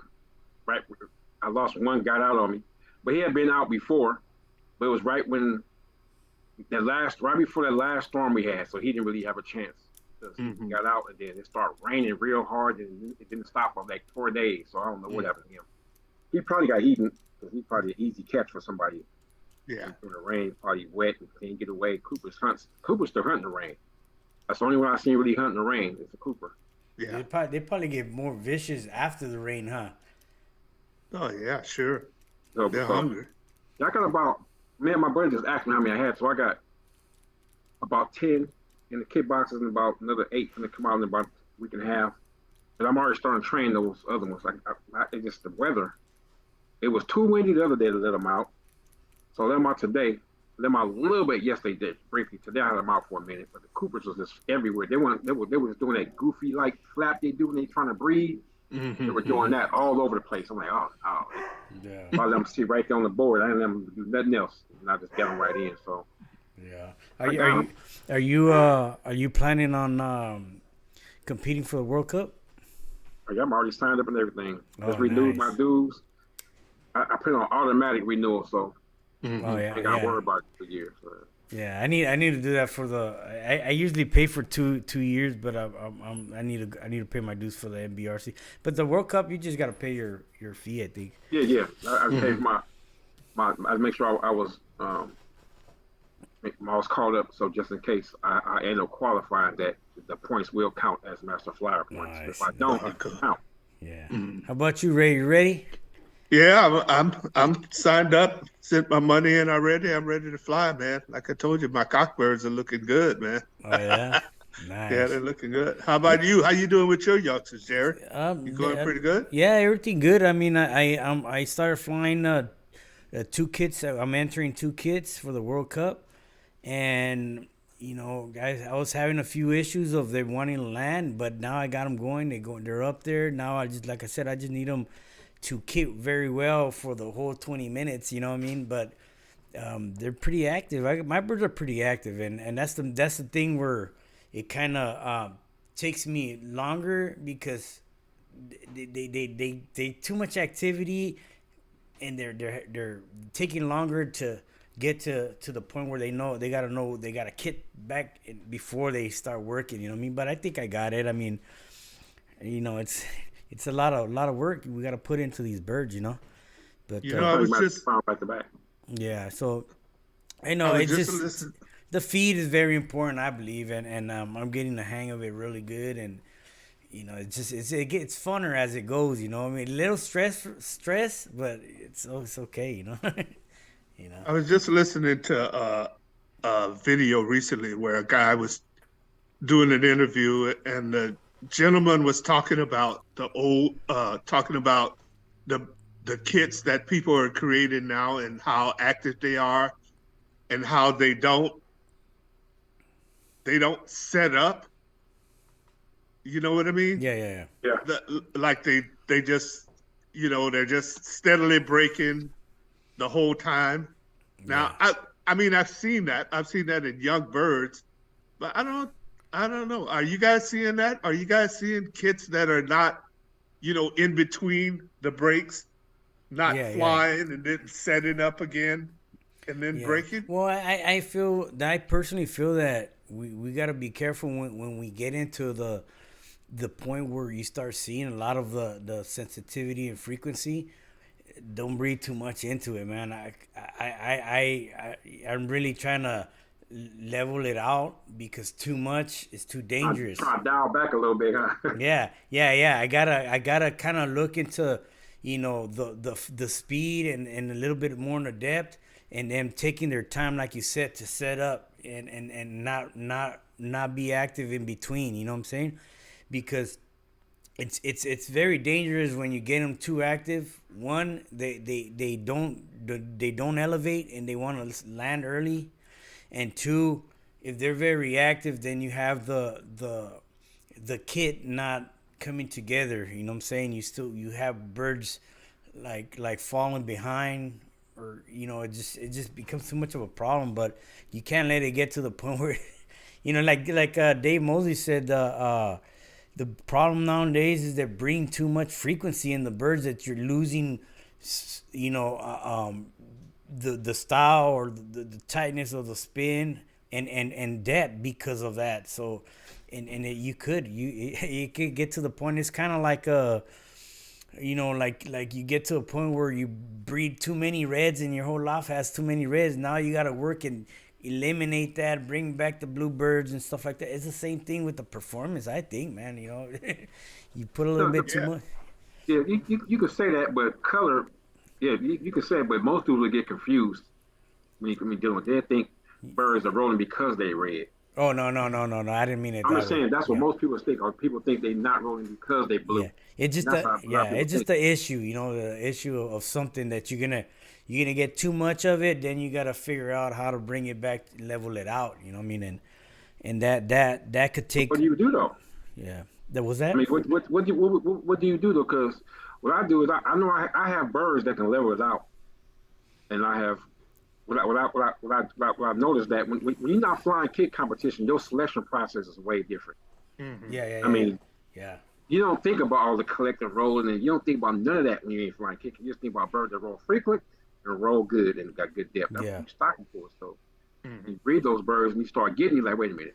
It's like, why you suckers won't roll together? Because they give you exactly what you put back into the loft. Yeah. And that's why I always tell people, be careful, because whatever you put in, it's going to come out. It's going to come back out. Yeah. The worst things always come back out when you don't want it to come back out. And that's crazy. Like Murphy's Law said, on Friday, whatever could go wrong is going to go wrong. Yeah. So, no, and you know what? Like, I came up to the, like, okay, you have the nice, tight 20, 25, 30 footers.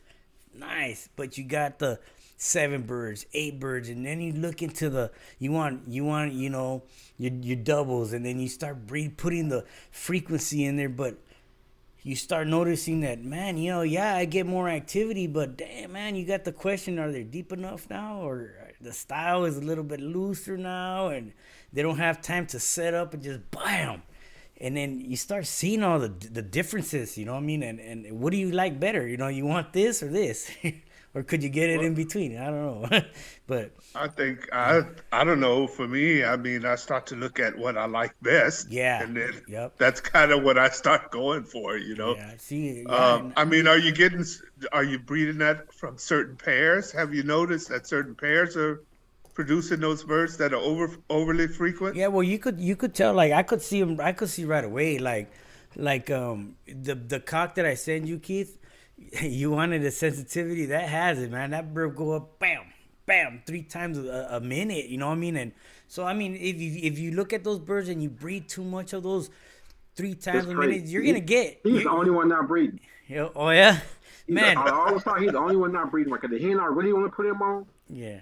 She keep laying these hen eggs, and she like she I don't want to mate with him. I don't want to mate with him. Yeah, and I think it's the perfect hen. Yeah, and you see that's what I started with. I was like, man, so I bred a cock like that one that I sent you, and I bred it to 3 different hens, and boom, I got it. I was like, dang, it really works. And then Rick Shaney mentioned it. He said he calls them the dummy cocks.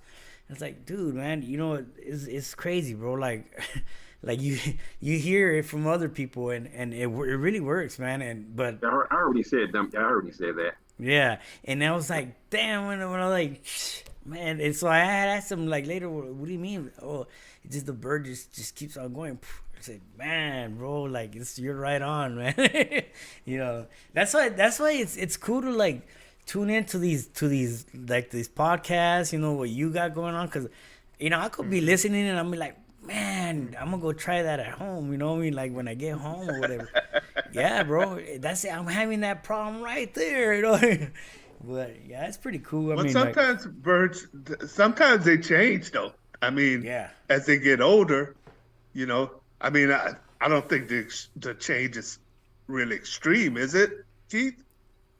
Well, as far as flying or breed, or flies overall. Flying. Flying. Yeah, they change sometimes. That's the whole point. That's the whole point of flying, to see how drastic the change is. See how they change when they get older. Like I know people that said they don't like old bird kits because they're too hard to handle. And I feel the opposite. I think older bird kits are easier to handle than young bird kits, because young bird kits are too unpredictable. Yeah, they're unpredictable. Because they haven't came into their own yet. So you don't know who they are as birds yet. You don't know who they are. So, and that one little change that they do from 3 months old to 6 months old might be enough to say, whoa, I don't need that in my kid. Yeah, right. I'm saying my mission is to compete with like a 10-month-old kid, just like kick some butt with them. That's my mission. That's what I'm working on. I think I could do it too. 2 to 5-year-old kid. You keep that 10 on it. Give me a 2 to 5-year-old kid with birds. I think I could do it, man. I think I could honestly do it, and watch, I'm gonna do it, man. Let me tell you why I can do it. Because you breed the birds in January, they out. You put them down in January, so they out in March. Let's say in March. So no matter how you look at it, you're not gonna have 10 months, because when you get to September, you ain't flying them. Yeah, but where does it say? For 5 months. But over a year old. Yeah, but where does it say that you have to breed in January? I mean, if you have the loft, they're not on cages outside or whatever. Like me, I paired it up in November. I started my year in November, and then mid December I hatched the first babies, and I didn't fly them till the first week of March. Why? They be so strong and. Hey, you should see. Watch, I'm about to post a video.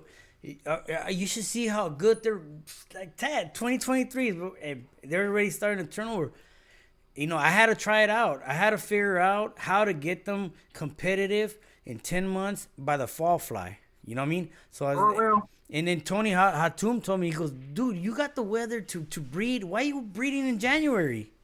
I said, well, everybody starts breeding in January. He's like, where does it say you got to breed in January? You don't have to. No. You breed to where your climate is, or what you need to do. The reason why I never do it, because I don't really get the birds out till March anyway. Well, but you got different conditions. Jerry's got different conditions. Yeah. So you got heat.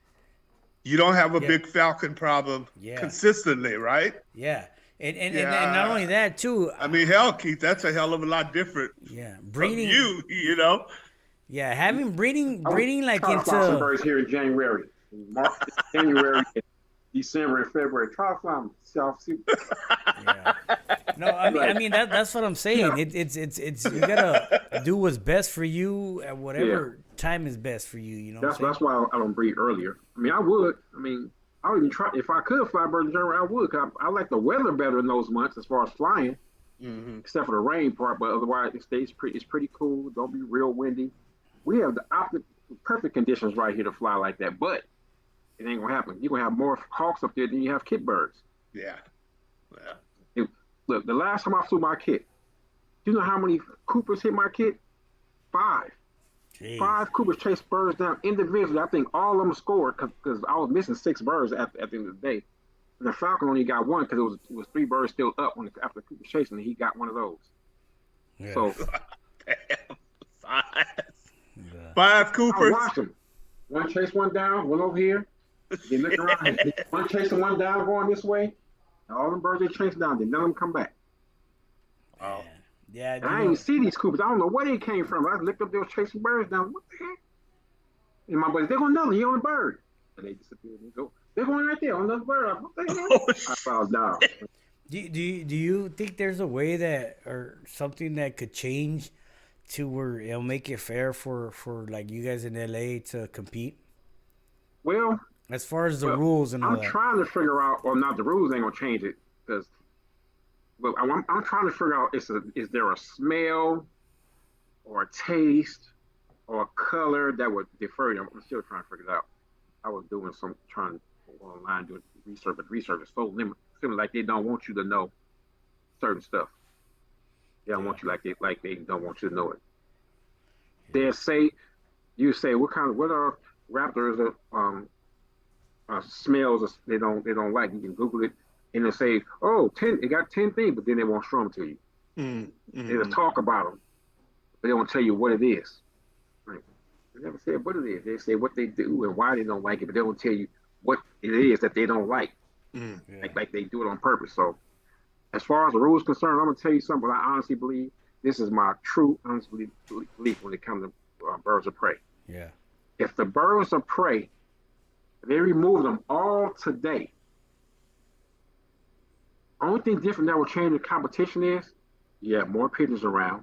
The dudes that are already good gonna get better, and a lot of people just gonna stay the same. Right. Period. I agree. Yeah. I think that's totally right. But Guys that are good, they're gonna just get better.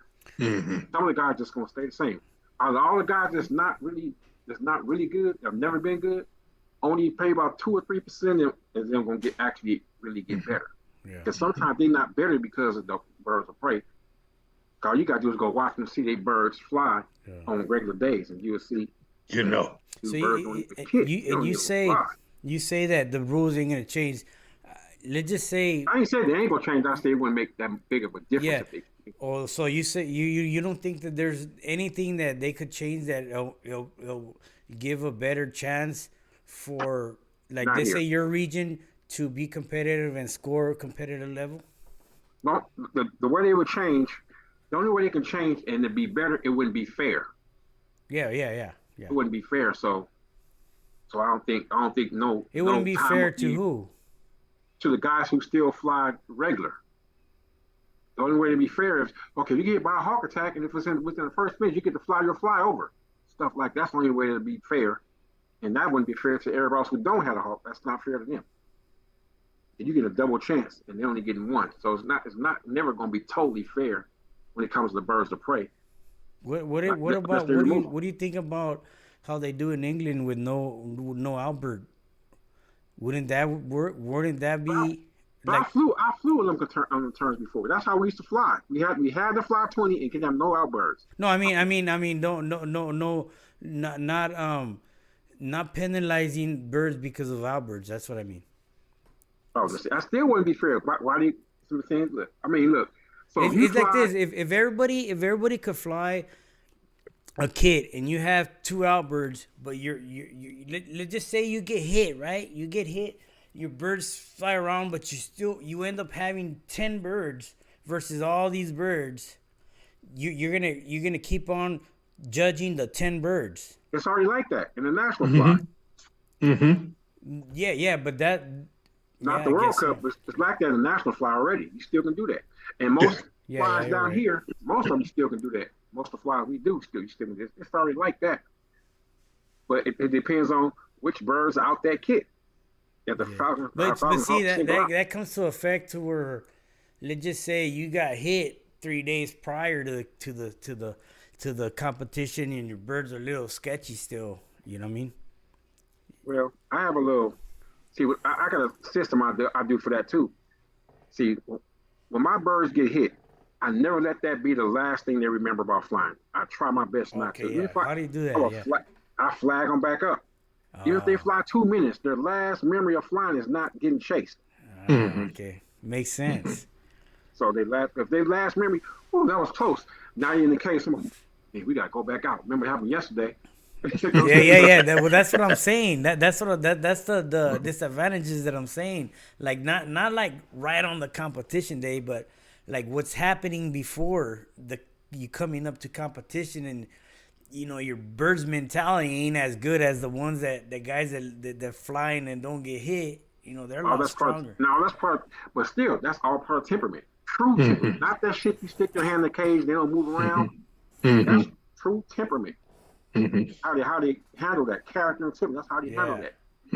If you select for them birds that can stay calm and get home and just without safety, don't hit the roof and be looking around. Some birds hit the roof. Once you get the roof, they just look around a little bit. They don't look all skittish and scared. Yeah. All that's temperament. That's that true temperament and character. Yeah. Yeah, you even see it in the kit, when they're flying and they see a hawk and a bunch of birds separate, but a large group just stay together. Yeah. All the rest, that's what you're talking about, right, Keith? Is that also the type of temperament? Yeah. And I always think, should I just get rid of those birds? Yeah. That thought always crossed. I've never done it. Yeah. Sometimes you can. Sometimes you could get rid of them. I mean, and then it's like you got to weigh out everything, not just them doing that, because that's how, when it comes to pigeons, and everything when in danger is fight or flight, but pigeons can't fight a falcon, so it's always flight. Right. Yeah. So now people say, I wish I had me a kid when the falcon came, they all came down. Yeah, I did not want a kid like that. I don't want a kid like that. Yeah. Yeah, it makes sense. It's like no good. Sometimes I tell myself, like, you know what? If this happened, but those birds right there are still working, but these right here are like still troubled. Yeah. It's like I'm concentrating on these birds right here. That's you know right. what I mean? Now if they still diving around 2 days later when they got chased 2 days ago, oh yeah, that's a problem. Yeah. They got hit the other day. I'm like, yeah, yeah. I mean, yeah. you guys saw it. And I flew for that time. I get hit them because even though they got separated, they calmed down, flew calm, got back together, start working again. And that's what you got to look for. All that. I mean, all that. Yeah. I mean, you think they can just, that bird right there, that's my best bird, my kid. Is it? I mean, it'll see a hawk 2 blocks away, now it's shooting around the sky like a rocket. I mean, I don't want him. I mean, I want the birds to be aware of them. You can see when the kid is aware of them, they tighten up, they fly a little different pattern, a little. Right. He over here, but they know he there, and they stay where they can see him. Mm-hmm. That's what good kit birds do. Right. The one that take off and shoot 2 miles away because he flew by half a mile over here. Oh no. Man, that's good. Hey, you know what? That's what we need to hear, man. Like, I mean, straight up, man. Because if we don't hear this, like from people like you, man, that we don't know, man. We think it's okay to put up with that. You know what I mean? And you don't want him. You definitely don't want him going back into your loft. Yeah, not drop it, right? I mean, I just put 2 hands back in my kit, right? That was pretty decent. One was a 2021 and one was a 2022. So my cousin said, "Why you put those back in the kit?" So I thought about it. I said, "What actually good could they really do me as far as breeders?" The other birds are young birds. She spins good. I mean, she tries to go on most of the breaks, but I gotta fly a little more because I'm not sure what she would be like in 2 years or over a year old. So the other hen, she's really good and she'd be good for a few years, but anytime a stress level comes, she goes a little above the kit. Every time I stretch the birds out a little bit, she goes above the kit. Every single time. If I'm feeding them, just no problem, perfect kit bird. Mm-hmm. So why do I really want to deal with birds? If she produces that, do I want to deal with that? Now she's gonna make more birds like that. So I said, nah, I'll just keep her in the kit. I mean, so if we think about it, some of the problems we cause for ourselves, we could eliminate them. That's why I always tell people, Well, I tell them select, you breed, fly, you select again. So you're gonna always keep selection. Selection is the one thing you can't get around. You can't get around it. You select birds to breed, selecting the cubs, selecting the fly, selecting the sales, select whatever it is. You still selecting that bird, no matter how you look at it. You can't get around it. So selecting don't mean select to breed. That means it could be selected to get rid of, extract from your family. Yeah. It's still selection. You're gonna love say, damn, I got these birds. Do I need this bird? I ask myself, do I need this bird? And sometimes you'll see birds on the shelf on purpose say, Keith, why are you looking at them? It's me. And it's like the birds be telling you that it's like, hey, don't look at them. Look at me.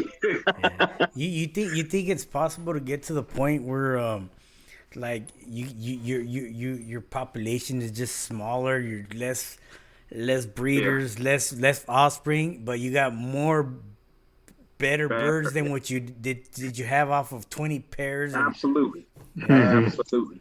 That's where I want to get, man. That you know what I mean? Make my job a lot easier, plus make my birds a lot better, you know? Here, and that's really good. That's true. But it's kind of here, it's kind of hard to do it like that. So you got to have a little few extra or some pumpers, whatever it may be. Yeah. You know what I'm saying? Yeah. You got to have a little more numbers. Yeah. But the biggest number here is not numbers. The biggest number dudes don't put the time to get all the birds up. Yeah. You breed 4 kids, let's get 4 kids up. Why breed 4 kids if you don't get 2 of them? Let them sit in the cage for 6 months. Yeah, that makes sense though. You know, like you're right there. I'll look at it as to keeping it small, the nucleus small. But if I gotta use pumpers to make it work, that was instead of just having a whole bunch of pairs, your main pairs, but to make up for those whole bunch of pairs, fosters. You know what I mean? And I don't want to use rollers for pumpers. I'm not. If I use pumpers, it's gonna be homers or another breed. That's another breed. Yeah. I only want the rollers there that's gonna be doing the job as far as pumping. I need them to be putting out babies. I like homers as fosters because they feed babies. They eat a lot more too. You know what I mean? Yeah. I don't care if they feed them some babies. They ain't gonna be fine with me. Babies coming out.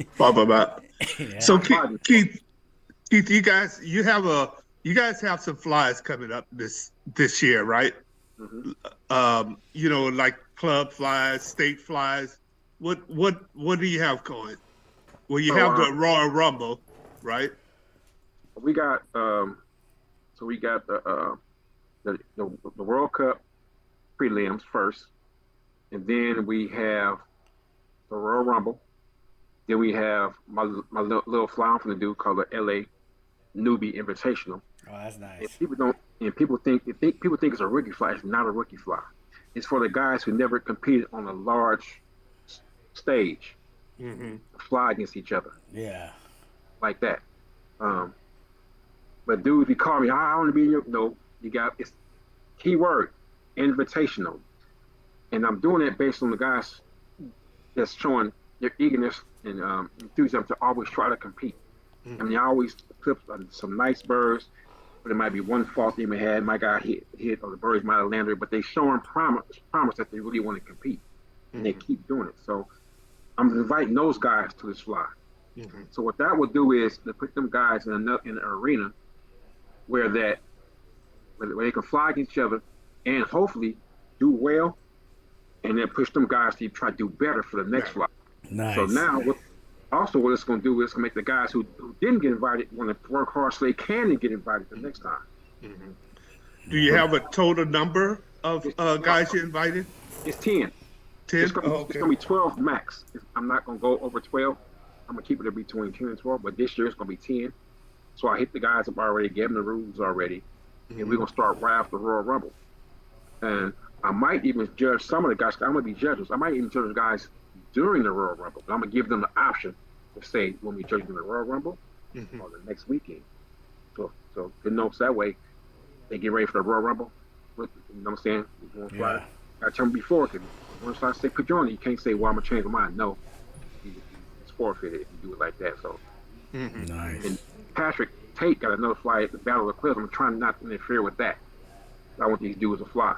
What's that one called? The Rumble of the Clubs. Like the Royal Rumble is a club against club type thing. I got a club like that will do it, but some really got 3 members that's really got their stuff together. Yeah. So I know we were talking about with Elton, up on the high desert, and he wanted to do the rumble of the club, but different regions, like even out of state. So yeah. you get you get your, let's just say, your best 7 flyers versus your best 7 flyers or whatever it is, and that'll be pretty bad too. Badass. Yeah, that'd be good too. Yeah, that'd be pretty. They trying to do a state fly up here, right? The north against the south. Oh, okay. You know back then they were allowing to earn master flyers with the club flies and stuff like that. Oh yeah, you know how big is these club flies and different flies like the Royal Rumble. It's getting pretty big to where there's a lot of participants in there. Would you feel that it's a good decision to bring that back to allow people earn master flyer points? It wouldn't be fair. No. That's the problem I have with that, because I remember when they did it, and I didn't win no club. I wasn't even in the club when they first did it, right? And then they stopped it. And I was in the club and I won like 2 or 3 years in a row, and they didn't do it. And then I didn't win, and they started again. So it's like that's not even fair. So, but anyway, it happened. It happens over with. So it wouldn't be fair to the guys that got 30 points the hard way. Yeah. So that's why. You gotta, man, you got a lot of going on, man, with your podcast, and I like to follow it. It's it's better than watching the nonsense on YouTube and stuff like that. You know what I mean? It keeps my day going fast, and you put a lot of your time in this hobby. Definitely gonna think about you when the Hall of Fame enrollments comes along for sure. But do you plan on running for some type of administrator one day with the MBRC, man? Right now, no, because I don't think I have time to allocate to that right now. But just say within the next few years, most definitely. Most next few years, maybe. Most definitely, I'm gonna do some stuff, even if it's just a regional director for the World Cup of Fall Fly again, something like that. But or president, man. I think you fit real good for that. You know what I mean? Yeah. But now, I don't have time right now. Yeah. Like I don't have time to go around and do all that stuff right now. Because I'm working, I'm doing my birds, and I'm asleep. Right. That's all of us. Only thing is when the grandkids come over and you spot you with one eye open. Well, Keith, I appreciate you participating. I'm gonna tell you one thing before you do this. Yeah. And I was going to talk about the South against the North. When you talk about realistic expectations. Okay. That's a good idea. I like the idea. I'm even looking forward to it. So, and then you got guys that say we can beat them. I say, okay. One thing about competition, I know, in any sport, you got to respect your opponent. Strength. You got to respect that, or they're going to kill you with them. So, the South. Take our top 5 flyers. Name one that can score 200 points almost any given day on any fly. We have none right now. Okay, now just go up the North. Do the same thing. You can name about 4. Right. And name some of them dudes and go up to 700 points. So, and their defense to me saying that was, they can't fly good all the time. We already lost. All right. It's like playing against Kobe. Yeah. And he have a bad game, scored 17 points. He scored 17 points. We can beat him. Then he hit you with 50. The thing is, now what you do? If them low days don't happen, you lose. So anytime you fly against, you gotta always be prepared to go against their best. Yeah, have that confidence, You gotta go against the best. You gotta think, okay, Chacon just scored 500 points in that other prelim. You gotta keep that in mind. So we capable. You can't go, he just DQ'd. He ain't gonna can't do that. That's not how competition works. Yeah. You gotta say, okay, he's capable of putting up 500. You know that. and you got to go with that mindset. Yeah, they're not settling on the 500. They might DQ or 0 or whatever. Exactly. But they got something going on. You don't know that though. Yeah. Hey, you know what? Because when I was in one of my clubs, so I was beating them like every year. So every year they would say, "Yeah, I'm gonna be able to score." I said, "You think I'm gonna be still trying to score 300 points when you get there? When you get to 3, I'm gonna try to be at 5." That's just how I think. I'm trying to be at 5. So if you think about getting to 5, if I'm at 5 right now, you trying to get to 5, I'm trying to go to 7. So I'm not gonna wait. I'm waiting for these guys to get to 5. So I'm not doing that. I'm just going to the next level. So I was trying to compete against myself to get better, like that. And that's how competition works. You play against the Golden State Warriors, who can if Curry and Thompson and everybody's playing all cylinders, you got a long night, and you got prepared to go up against that. And that's what dudes don't get. They got prepared to go up against that or figure out a way to stop it. But in Birds, we can't stop nobody, so we got to figure out, okay, Ray just scored 600 points. Shoot, he scored between 400 and 600 points his last 6-7 flies. So we got prepared. We got prepared to go against you if you score 6 or 7, and that's how you get ready for competition. That's how you got to think. But most of the guys here don't think that way. They always think about a person's low. And if they hit high, now you already lost. And that's how I take any competition. Basketball, whatever. Yeah, I look for a lot of word of advice. Like for instance, Mike Wooden's coming down. I think he came down yesterday, and then I was like, and then in my mind I was like, I'm gonna have him come over and watch my birds so that he could say, maybe you ought to put that bird with that kid over there, because you know what I mean. That dude got an eye, so I'm using that as my advantage. He's gonna come over, and we're gonna spend a day out here. I'm gonna tell him, "What do you think, man? Give me some advice." Mike, I done been to his house, and he flew like at least 5 kids for us, and I'm looking at his kids like, damn, he put all the best birds. He can have 2 kick-ass kids.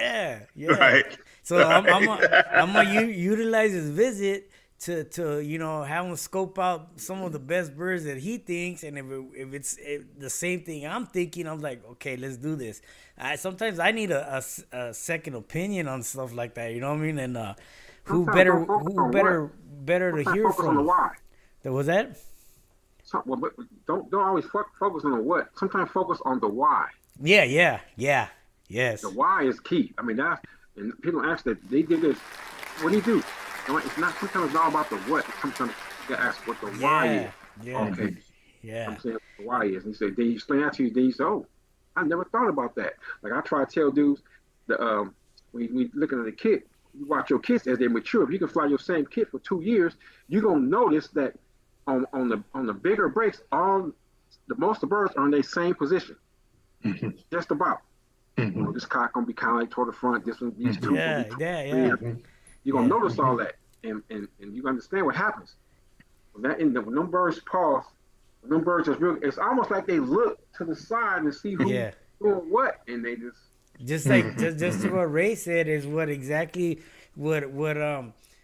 Mike Warden told me too. You want him to be quiet in between the breaks. You know what I mean? And I was like, man, that makes sense. Then I heard it from someone else that Heine Biker told him. I was like, I gotta figure out exactly, what does it mean by that? And Mike Warden told me, you don't want no activity till they set up and break, and then they go no more. You don't want that one bird out here going, woo, woo, you want them to be together, quiet before the break, set, boom.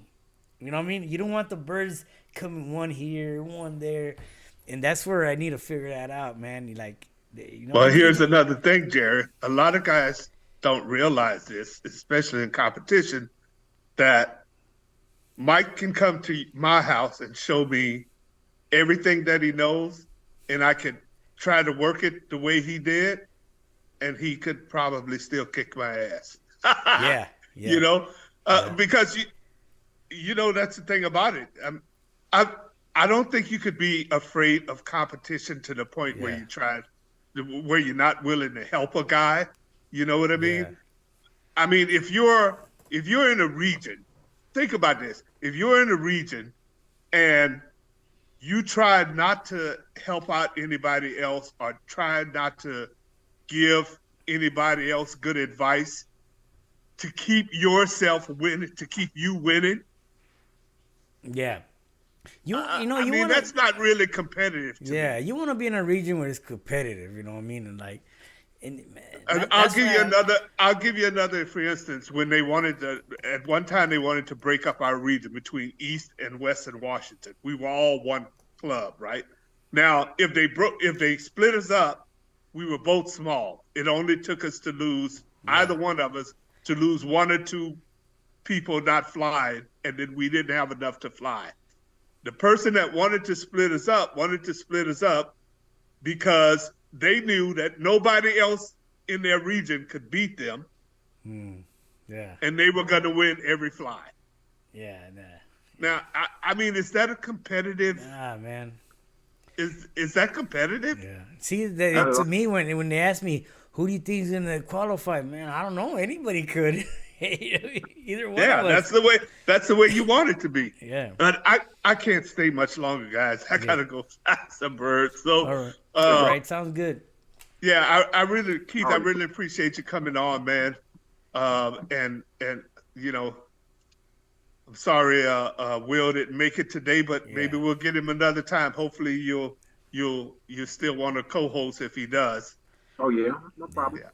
Yeah, I'm trying to get more into the hang of running the programs. You know, I'm trying to do stuff for not only the rollers but help other guys too. Like there's a tipper guy that wants to do his podcast, so I'm trying to help him out. And it's kind of hard to have my mindset on the conversation and figuring out all the keys and stuff. You know what I mean? So, but anyhow, I appreciate you, Keith, and being willing to be a host here with unfortunately we didn't get G Will, but next time, we made a good podcast out of it anyhow, you know what I'm saying?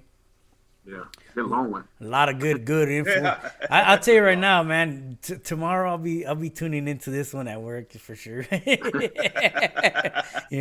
But I appreciate you guys, to the next one, join us for the next one. We'll be posting it, man. Thank you, everybody. Yeah, good to see you, Keith. Thanks, man. Nice meeting you. All right. Bye-bye. All right, we end it. Stop recording? Yeah, stop recording. Yeah, Keith. Thanks, man. It's